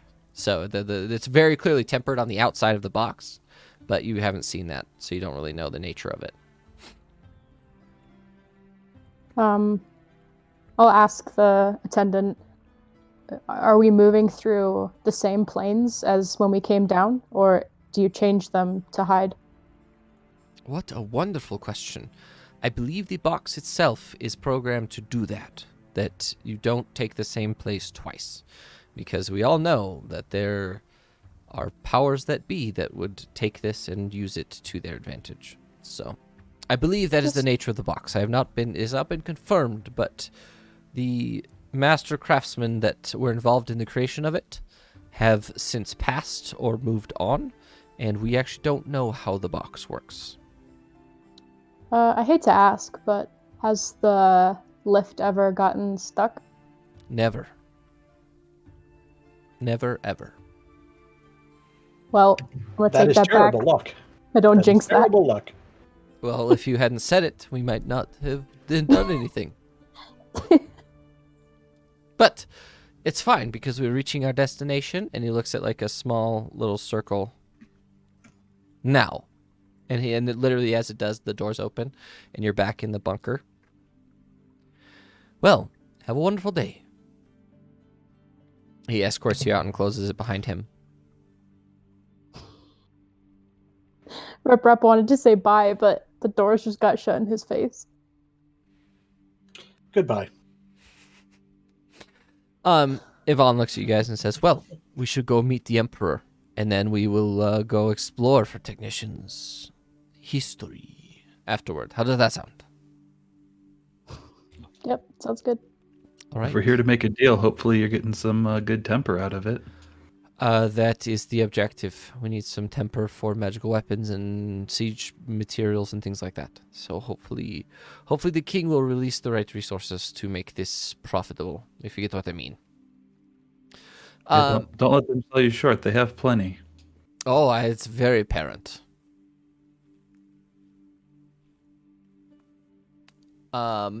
You guys make your way to the palace. The palace is on the southern edge of the city, surrounded by. It's basically directly on the lake. And it's a large. It appears to be an ivory tower. It's very tall. You enter this building. There's a large foyer in the front of it, and a bunch of guards, like 6 or 7 guards. And And one of the aides to the Emperor comes and introduces himself to Yvonne. He says, I am here to see the Emperor. And he just nods. And he introduces himself as Yvonne. And you're immediately escorted into... Hold on, I have to add your guys' tokens. I didn't know. So not quite immediately. Not quite immediately, but you will be in a moment. Is your defender behind you, or is he to your side? Side. Okay. Where are you in relation to Yvonne, Evie? I think coming out of where we were, probably like to one of his sides, but a little bit behind. Like not walking with him, just. Larishek, are you a little bit behind too, or no? Yes. Okay. Let's transfer over to the palace.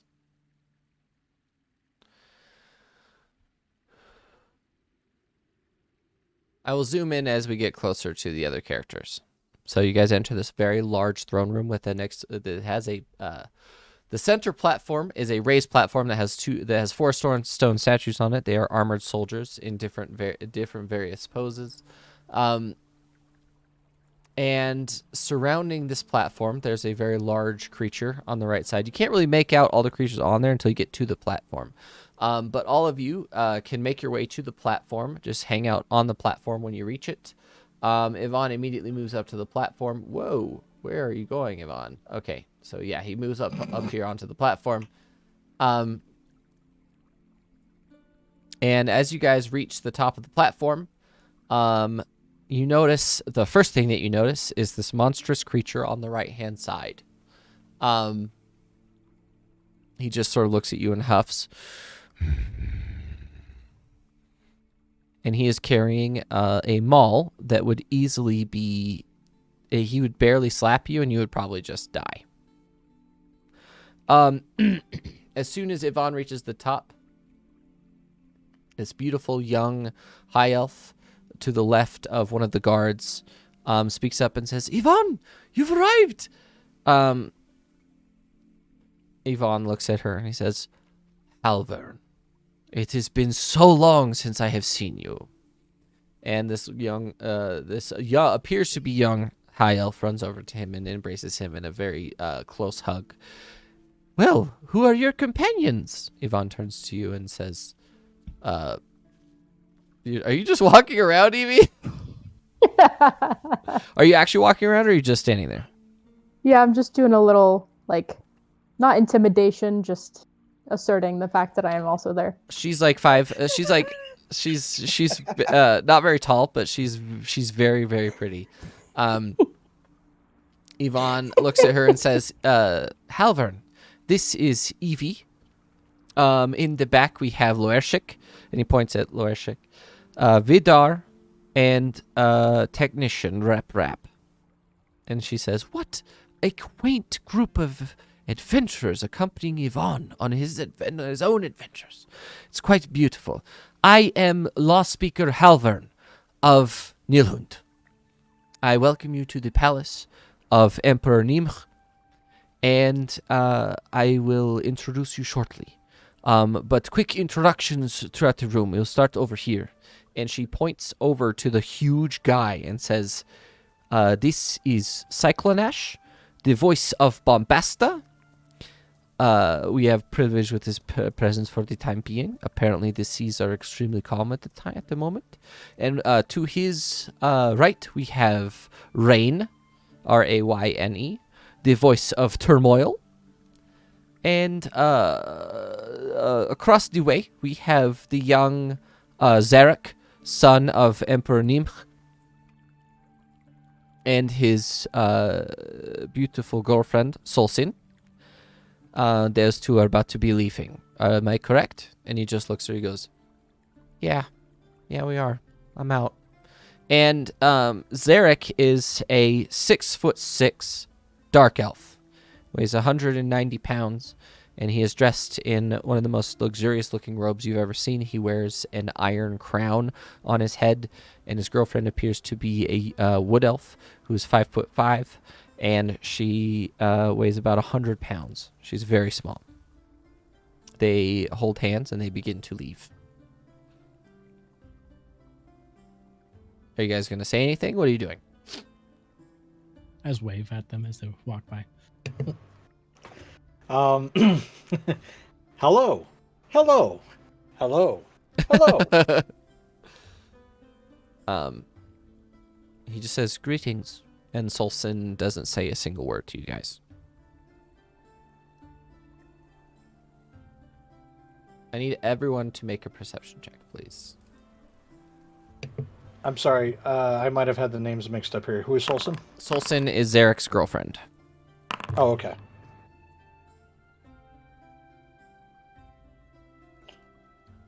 Solsin. And then Zarek is a Zarac. That's very appropriate. Use my side bolstered knack thing. I'm not sure how I do that though. You just add. You add your wisdom?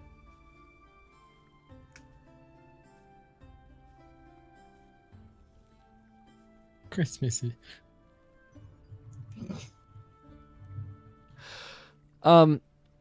Just click on it and then we'll read it and we'll figure it out. Oh my god. Wall of text crits my face. So you roll a d6. Oh, 5th level. It's a d8. It's a d8 now.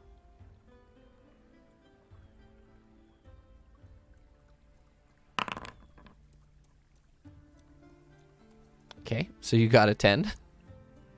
That's not very useful. No, not right. It's not useful at the moment.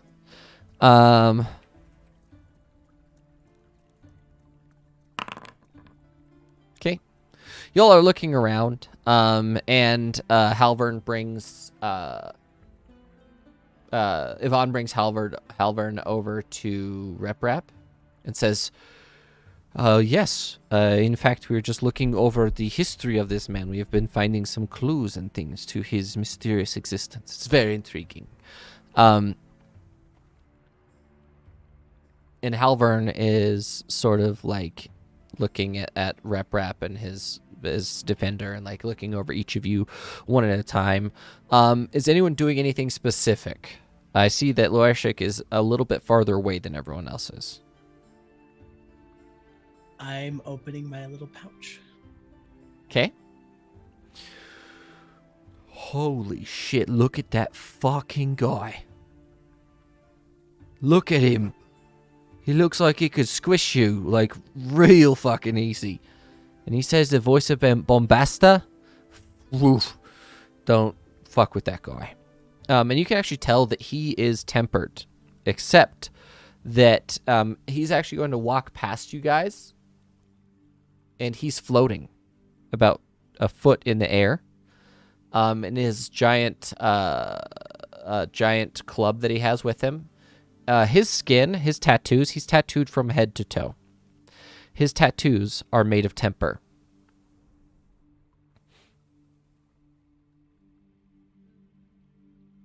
He's wearing a demon mask, as well as his armor plating appears to be integrated into his skin.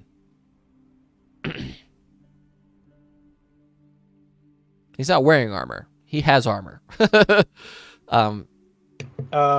Insight or perception to see if he's construct or warforged? Oh, sure. Do a perception check. Okay. He is not. He's organic. Okay. And he sort of walks past you guys and floats. And Rain also follows him closely behind. Rain is ethereal. She is not corporeal. She is not physical. Rain is a very pale white-haired woman who has black eyebrows, and she does not appear to look at anyone specific except for Cyclone Ash, and she just follows him behind, and she's floating as well. The lower half of her body, basically past her knees, is not there at all, and she appears to be glowing a little bit white, but you could see through her. None of them acknowledge Callum as they walk by, right? Ooh, hold on. Well, now that you mention it, yes, you do have a test. Rain actually looks sideways and nods, but she's very clearly looking at your shoulder and not at you. And Callum goes, "She just saw me. Did you see that?" I nod affirmingly while staring directly at Rain. She knows who I am. I know who she is. She was alive. Like the original one, the turmoil. I think so. I Feel like I've met her somewhere. It feels wrong. I walk over to Rain as she's passing by, and I hand her one of my cards. She just backs up away from you. She like sort of backs away. I don't think she can touch it.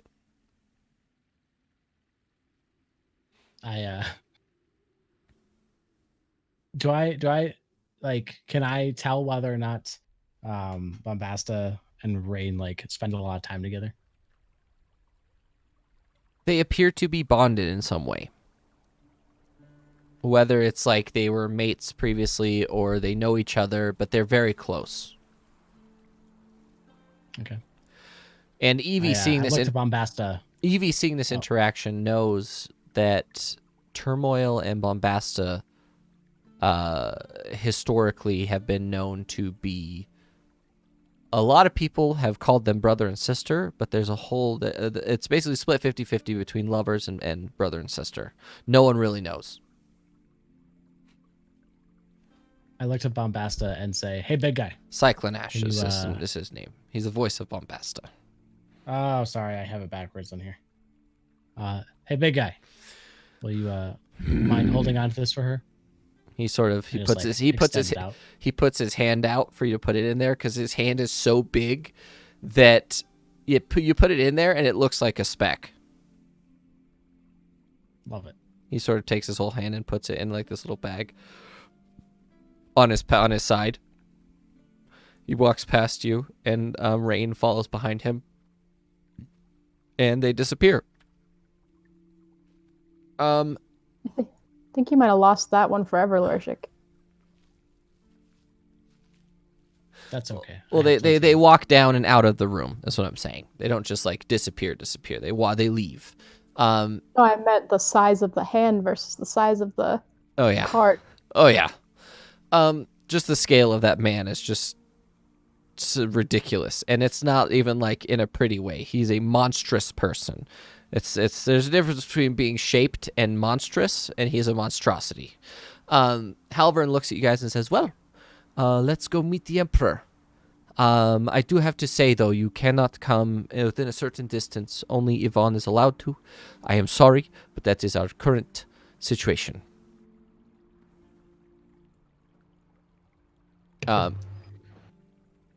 She and Yvonne walk up to the higher elevated platform past the guard. The guard follows them up. Let me zoom out just a little bit. Actually, we're going to zoom into this part. We're going to move everybody up. The guard moves up here, and Yvonne meets him, and he comes down, and he sort of bows halfway at his waist. The guard sort of puts out a hand to Technician to get him to not move any farther past that point.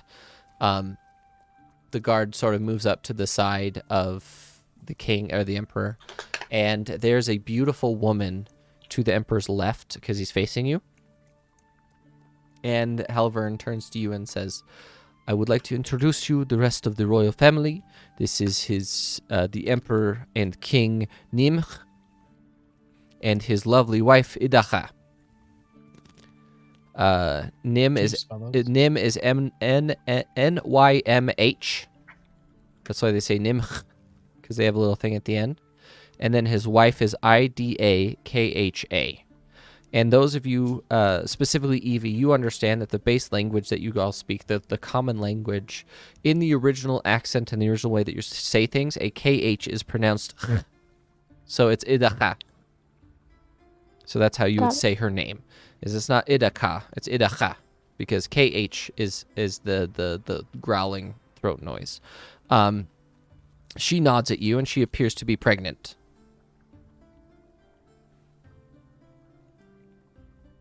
Nim looks at Yvonne and says, "What exactly can I help you with, Mr. Emissary?" He sort of walks down, and they get a little bit closer. And he says, "Well, I believe that we are here to talk about an exchange of our temper for what exactly?" And the whole air of the room changes. I need all of you to make a perception check, please. Damn! Yvonne looks at him, stares him in the eye, and Halvern walks to the other side over here. And Yvonne pulls out the Eye of Moonball. Hold the phone.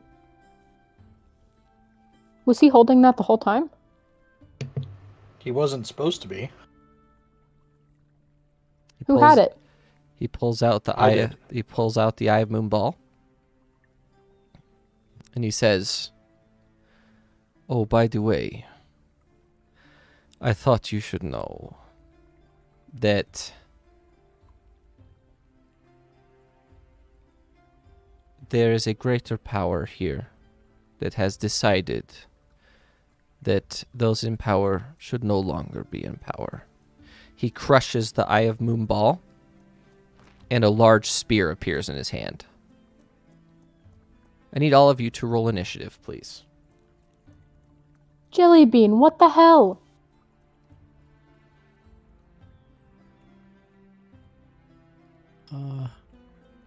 Right-click on your token. I do this wrong every time. Click the sword and the shield. Where?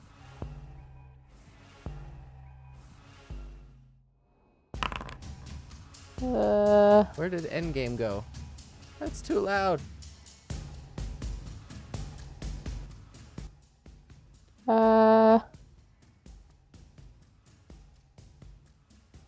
Sorry. You're fine. You're good.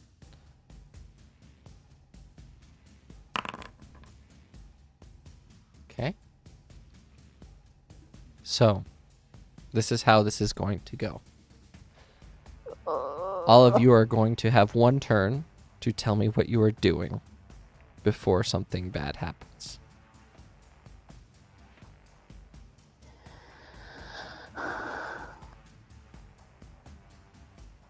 Technician, you are starting us off.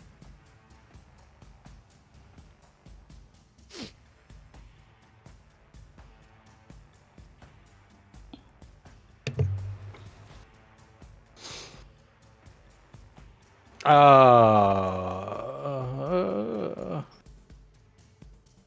right. Give me 1 second here.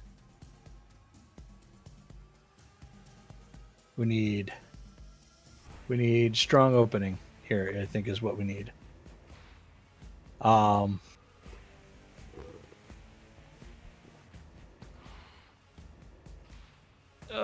come on.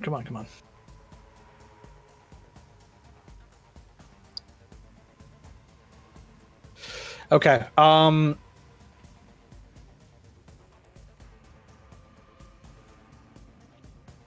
Right. Yeah, technician is going to immediately raise his crossbow and attack. Who are you attacking? I am attacking Yvonne Okay. specifically because he stole from me. Okay. Go and roll an attack roll. Can Can I Okay. meta here for a second Sure. and ask if Rep still has his Eye of Ball? Is this the same one? He does not have his Iron Boom Ball anymore. So Remember- there's remember- actually a second. There's actually a second level of meta here that I need to talk to you after this. Remember, about after this, Stefan. when you guys made a perception check and it just said okay and left it? That was Yep. Yvonne picking it from you. Okay. I rolled a 20. You rolled a 36. Fucking what? Okay. So I keep clicking on the wrong thing here. Go and click attack. Yep. There we go. 19. Does that hit? He's going to use his reaction to cast shield. Of course he is. Okay. So that You would do be not for- hit him. You do not hit him. Okay. His AC goes up by 5. Well, So- that's right. All right. Is your badger I- doing anything? Well, not yet. I'm gonna take my extra attack. Okay, So fire away. yeah, Miss. it doesn't hit either. Okay. Defender attack. Defender's going to move up and make a melee attack at Yvonne.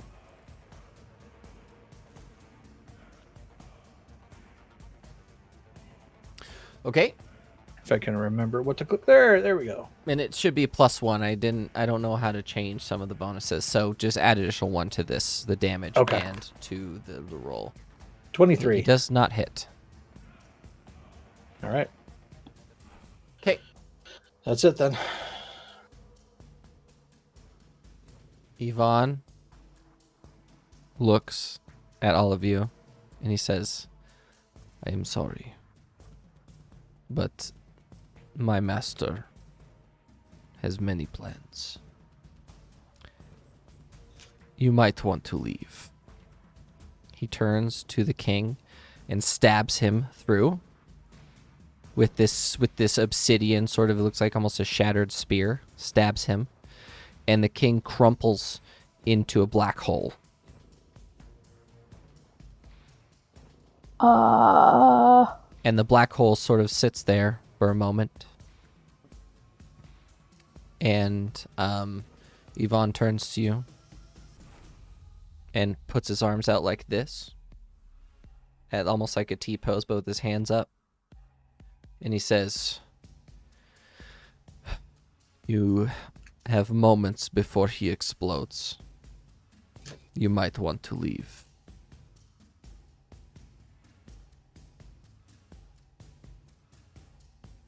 Vidar, it is your turn.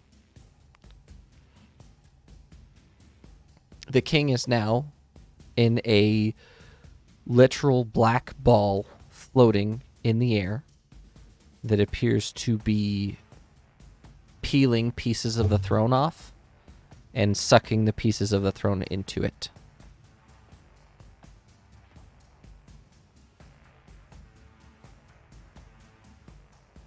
Are you running away? Yeah, if you're talking, you're muted. I would say, yeah, I'm running all the way down here, and that puts me at 60, and I'm going to take a stab at Yvonne as well.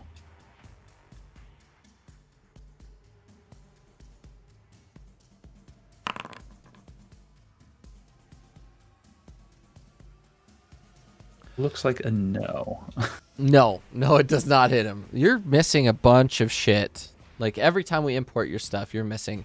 Either way, you still miss because you're missing proficiency plus some other stuff. So, and it's going off your strength. So even if the +3, +5, you'd still only be at, you'd still only be at 15. So I need to fix that. Are you doing anything else? Can I use my bonus action to hide, or am I too out in the middle of the open right now? No. You could hide. I'll let you try and hide, yeah. Is that a stealth roll? Yeah. You are hidden as fuck. Evie. What does Yvonne wear again? Like, does he have armor? He does. He has studded leather on. Yes. One sec.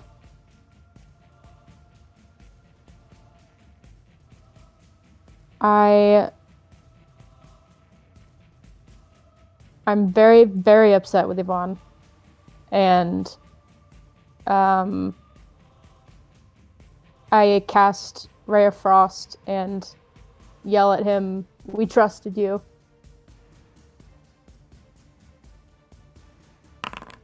Oh no! Oh, it is a Jesus. No. Okay, so when you click damage, click critical damage. It is emotion fueled. Clearly. Okay. He sort At least I didn't cast Fireball, okay? Yeah, no, that would have been terrifying. He sort of backs off as you're actually hitting him. He didn't expect you to actually hit him. Are you doing anything else? Just screaming explicatives at him. Loreshik. Can I also... Well, actually, hang on 1 second. Where am I? No, I'm okay where I am. Loreshik. I'm gonna start by using Fighting Spirit. Yep. And I am going to move up the stairs. I'd like to get to the top of the stairs and push his wife down. Or sorry, Halvern? This is Halvern. Halvern is not his wife. Sorry, I want to push Halvern down the steps to Evie. Do I have to do like athletics check or something? Yes.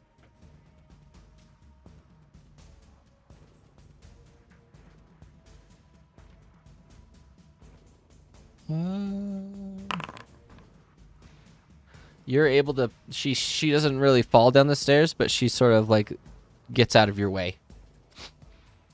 Can I attack Yvonne from here? Yeah. Okay. I attack him with my maul and try to I want to try to swing it to hammer him towards the hole. Okay.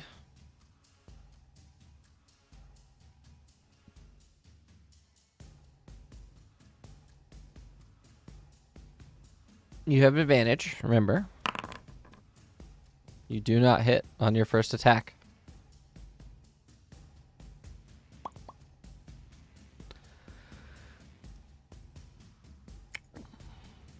I use action surge. Well, that's your first attack. Yeah, you also have extra attacks. So when you attack, you attack Oh, right. twice. Okay. Yeah. I wasn't sure how that. Roll your second attack. So I just do it again, do maul again. I don't have to click. Cool. Nope, just click attack on the maul again. And is that... Yeah, I have advantage on all... You have advantage on all attacks. Yes. Okay. That hits.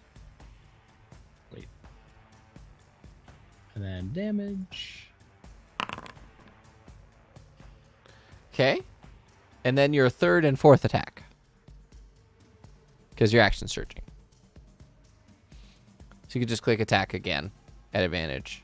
Twice, actually, if you would like to. So every time you take the attack action, you get 2 attacks. That's if I use action surge to attack, right? Yes.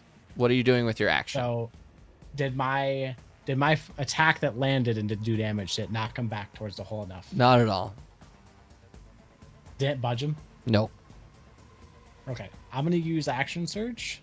Okay. And I'm going to run back down the steps. I assume that gives me another 30 feet of... Yes, it is. Okay. How do I... It's not letting me use action surge again. It's doing that thing. Don't worry about it. We know that you're using action surge. All right. So I'm going to run to there. Okay. Anything else?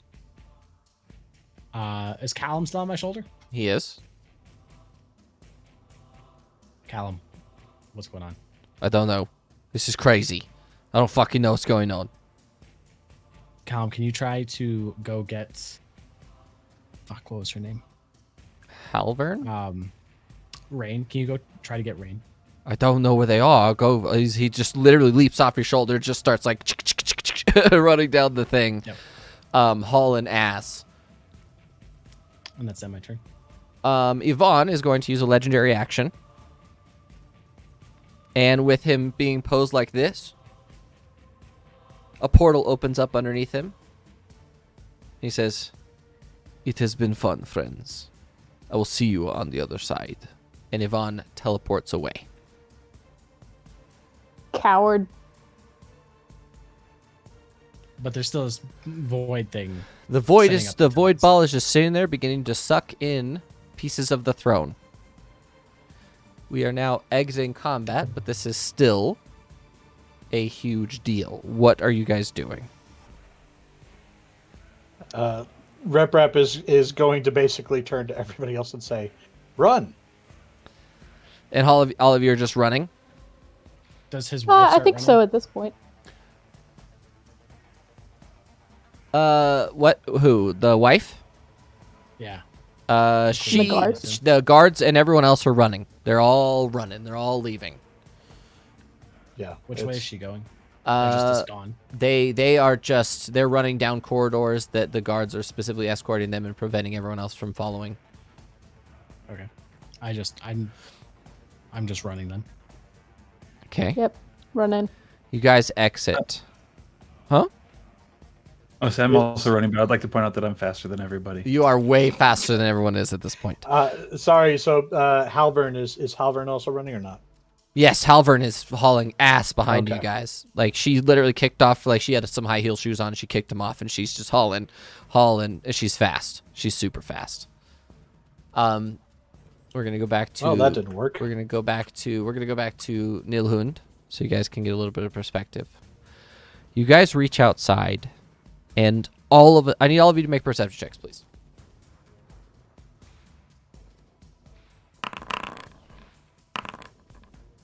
As you look behind you, the castle, the palace begins to crumble inward onto the void, onto the black hole that's inside.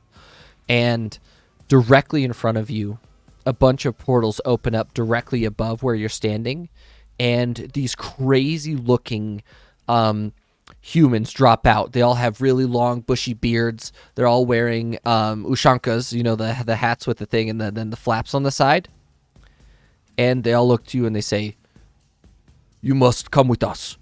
This is about to be very bad." And there's loads of them, like hundreds of these soldiers are dropping out of these like portals in the sky. "You have to come with us. It's going to be very bad." Yeah, okay. Yep, I'll go with you.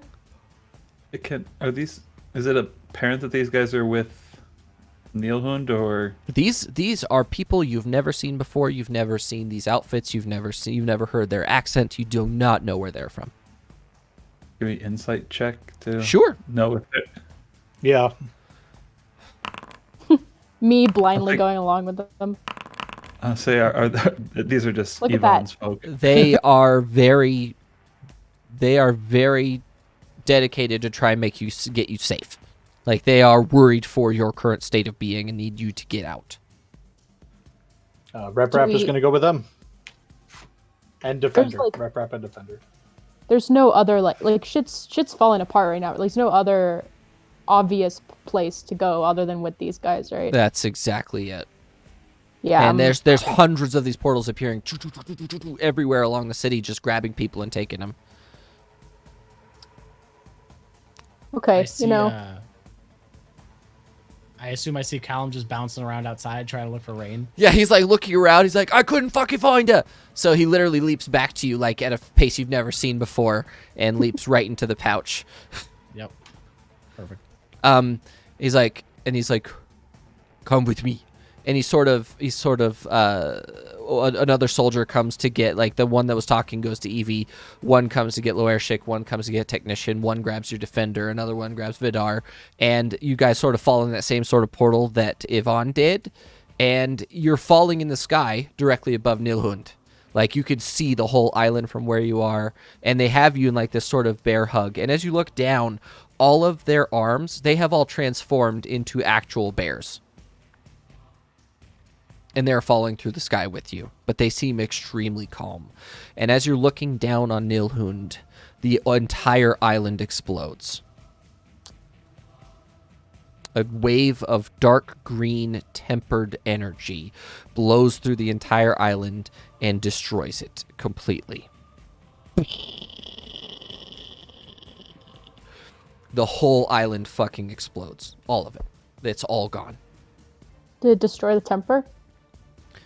When I say the whole island, the explosion from the capital destroys every living thing, every building, everything. There is a mushroom cloud that is a result of it, and with that, you guys drop into another portal, and you land in one of the most beautiful places that you have ever seen. It is a very large. It's a very. Let me switch to music real quick to make the description better. You guys land in an area you've never seen before or heard of. It's a very large, sort of swamp-like area. And are you are you good, Vidar? You land on this sort of strange place, and the bears let you go. And all of you realize that everyone on that island is destroyed. You're looking around, and coming up on you is a woman riding on an 8-legged horse, dressed in full plate mail. And she comes and she lets down. She gets off her horse and looks at you. And she says, I need you to explain to me exactly what happened in the capital. Right now. Come with me. And she jumps off her horse, and this woman is 7'9". She's carrying 2 great swords. And she leads you into a very large tent. Written on the side of it, what languages do you guys speak? I've got Common, Undercommon, and Dwarvish. I've got Elvish and Infernal. Common and old-timey. In old-timey language, written on the oldie this. language. Written on this tent. There's like it's sort of embroidered on this tent. Hold on. My maps are fucking up. Written on this tent. It's not here. What the hell? I don't know why that's gone. Apparently I didn't upload it. It's a city. It's the name of a city that you've never heard before. Everyone make a history check, please.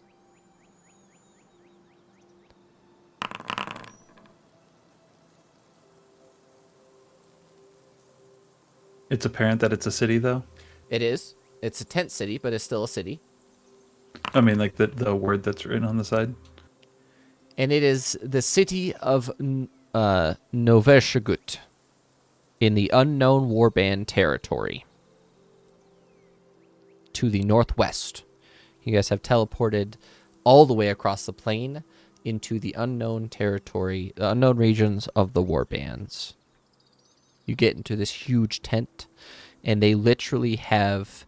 There's very clearly a hunter there with a very large crossbow just chilling, sitting down, and he's surrounded by 3 bears.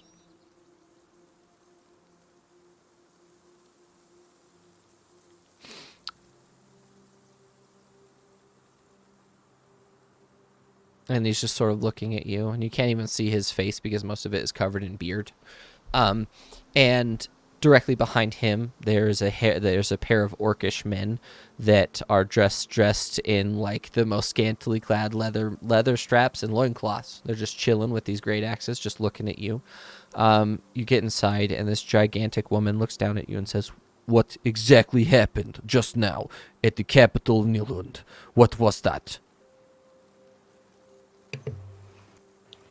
We were betrayed. And heartbroken. What happened? The details. Earlier in our adventuring, we had come across a temple to a god or goddess Gleam. In looking for adventure on this god or goddess, we were directed to ask with the voice of that temple. However, when we arrived, was in fact in shambles and in turmoil. We, in fact, went to that temple because there was an active situation there. A voice of had attacked the temple with undead hordes, resulting in us having to fight a voice of Moombal. Having defeated the voice of Moombal, we discovered an artifact, the Eye of Moombal, on the voice. Trying to find more information about this artifact, we traveled with it, and the bard we were traveling with, who was also paying our way, stole the eye, crushed it, and killed Emperor Nim.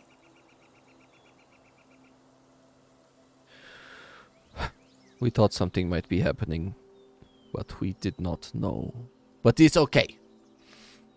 For you are here and know what you're good with us. You are safe. This is a safe haven for your people. And you are more than welcome to stay here as long as you need to. But for the time being, I will get you with one of our representatives, and we'll send you on your way. For I believe the war has begun. War. As you're talking to this lady, another similar looking lady who's just as tall but much more skinny comes around, and she's wearing a sort of suit of what appears to be armor or shamanistic armor made of at least 2 human skeletons. Comes around the corner. Her eyes are completely fogged over. Looks at you and says, The war of the Soulforged has begun. Moombal has made the first move. We have to find the pieces to prevent the rest of the world from falling. What other pieces? The other pieces of Moombal's spear.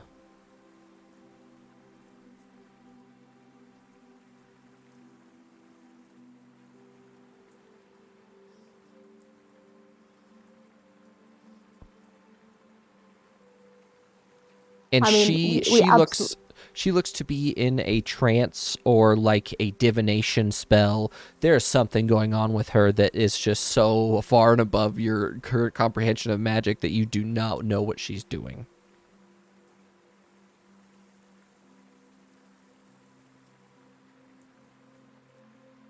I mean, I don't know where we start with any of this, but we have to find Yvonne, because I need to punch him in the nuts. She looks down at you and she says, That is fair. So, I believe that what we know will help you significantly. But I don't know where we go from here for the time being. I believe we need to get with one of our clerics in one of the war bands. So that is our first mission. Stay here for the evening. Rest. We will get you on your way to helping us save this place.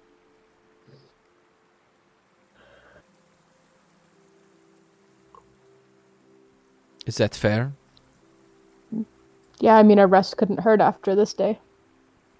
Agreed. We'll have a feast tonight, and we'll get you on your way tomorrow morning. She says the word feast, and I just perk up. Nothing a good feast can't solve, even just, war starting. So Rep Betrayal. is going to reach into his pack and pull out the other bag, and take out the baseball-sized rock that was in that bag and drop it on the ground. it's just a rock. It is just a rock. Yeah. By the way, my name is Stanislava, and I am the current leader of the war bands.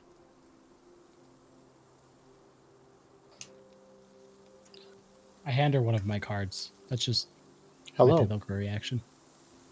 She takes it and puts it in her pocket. It's fine.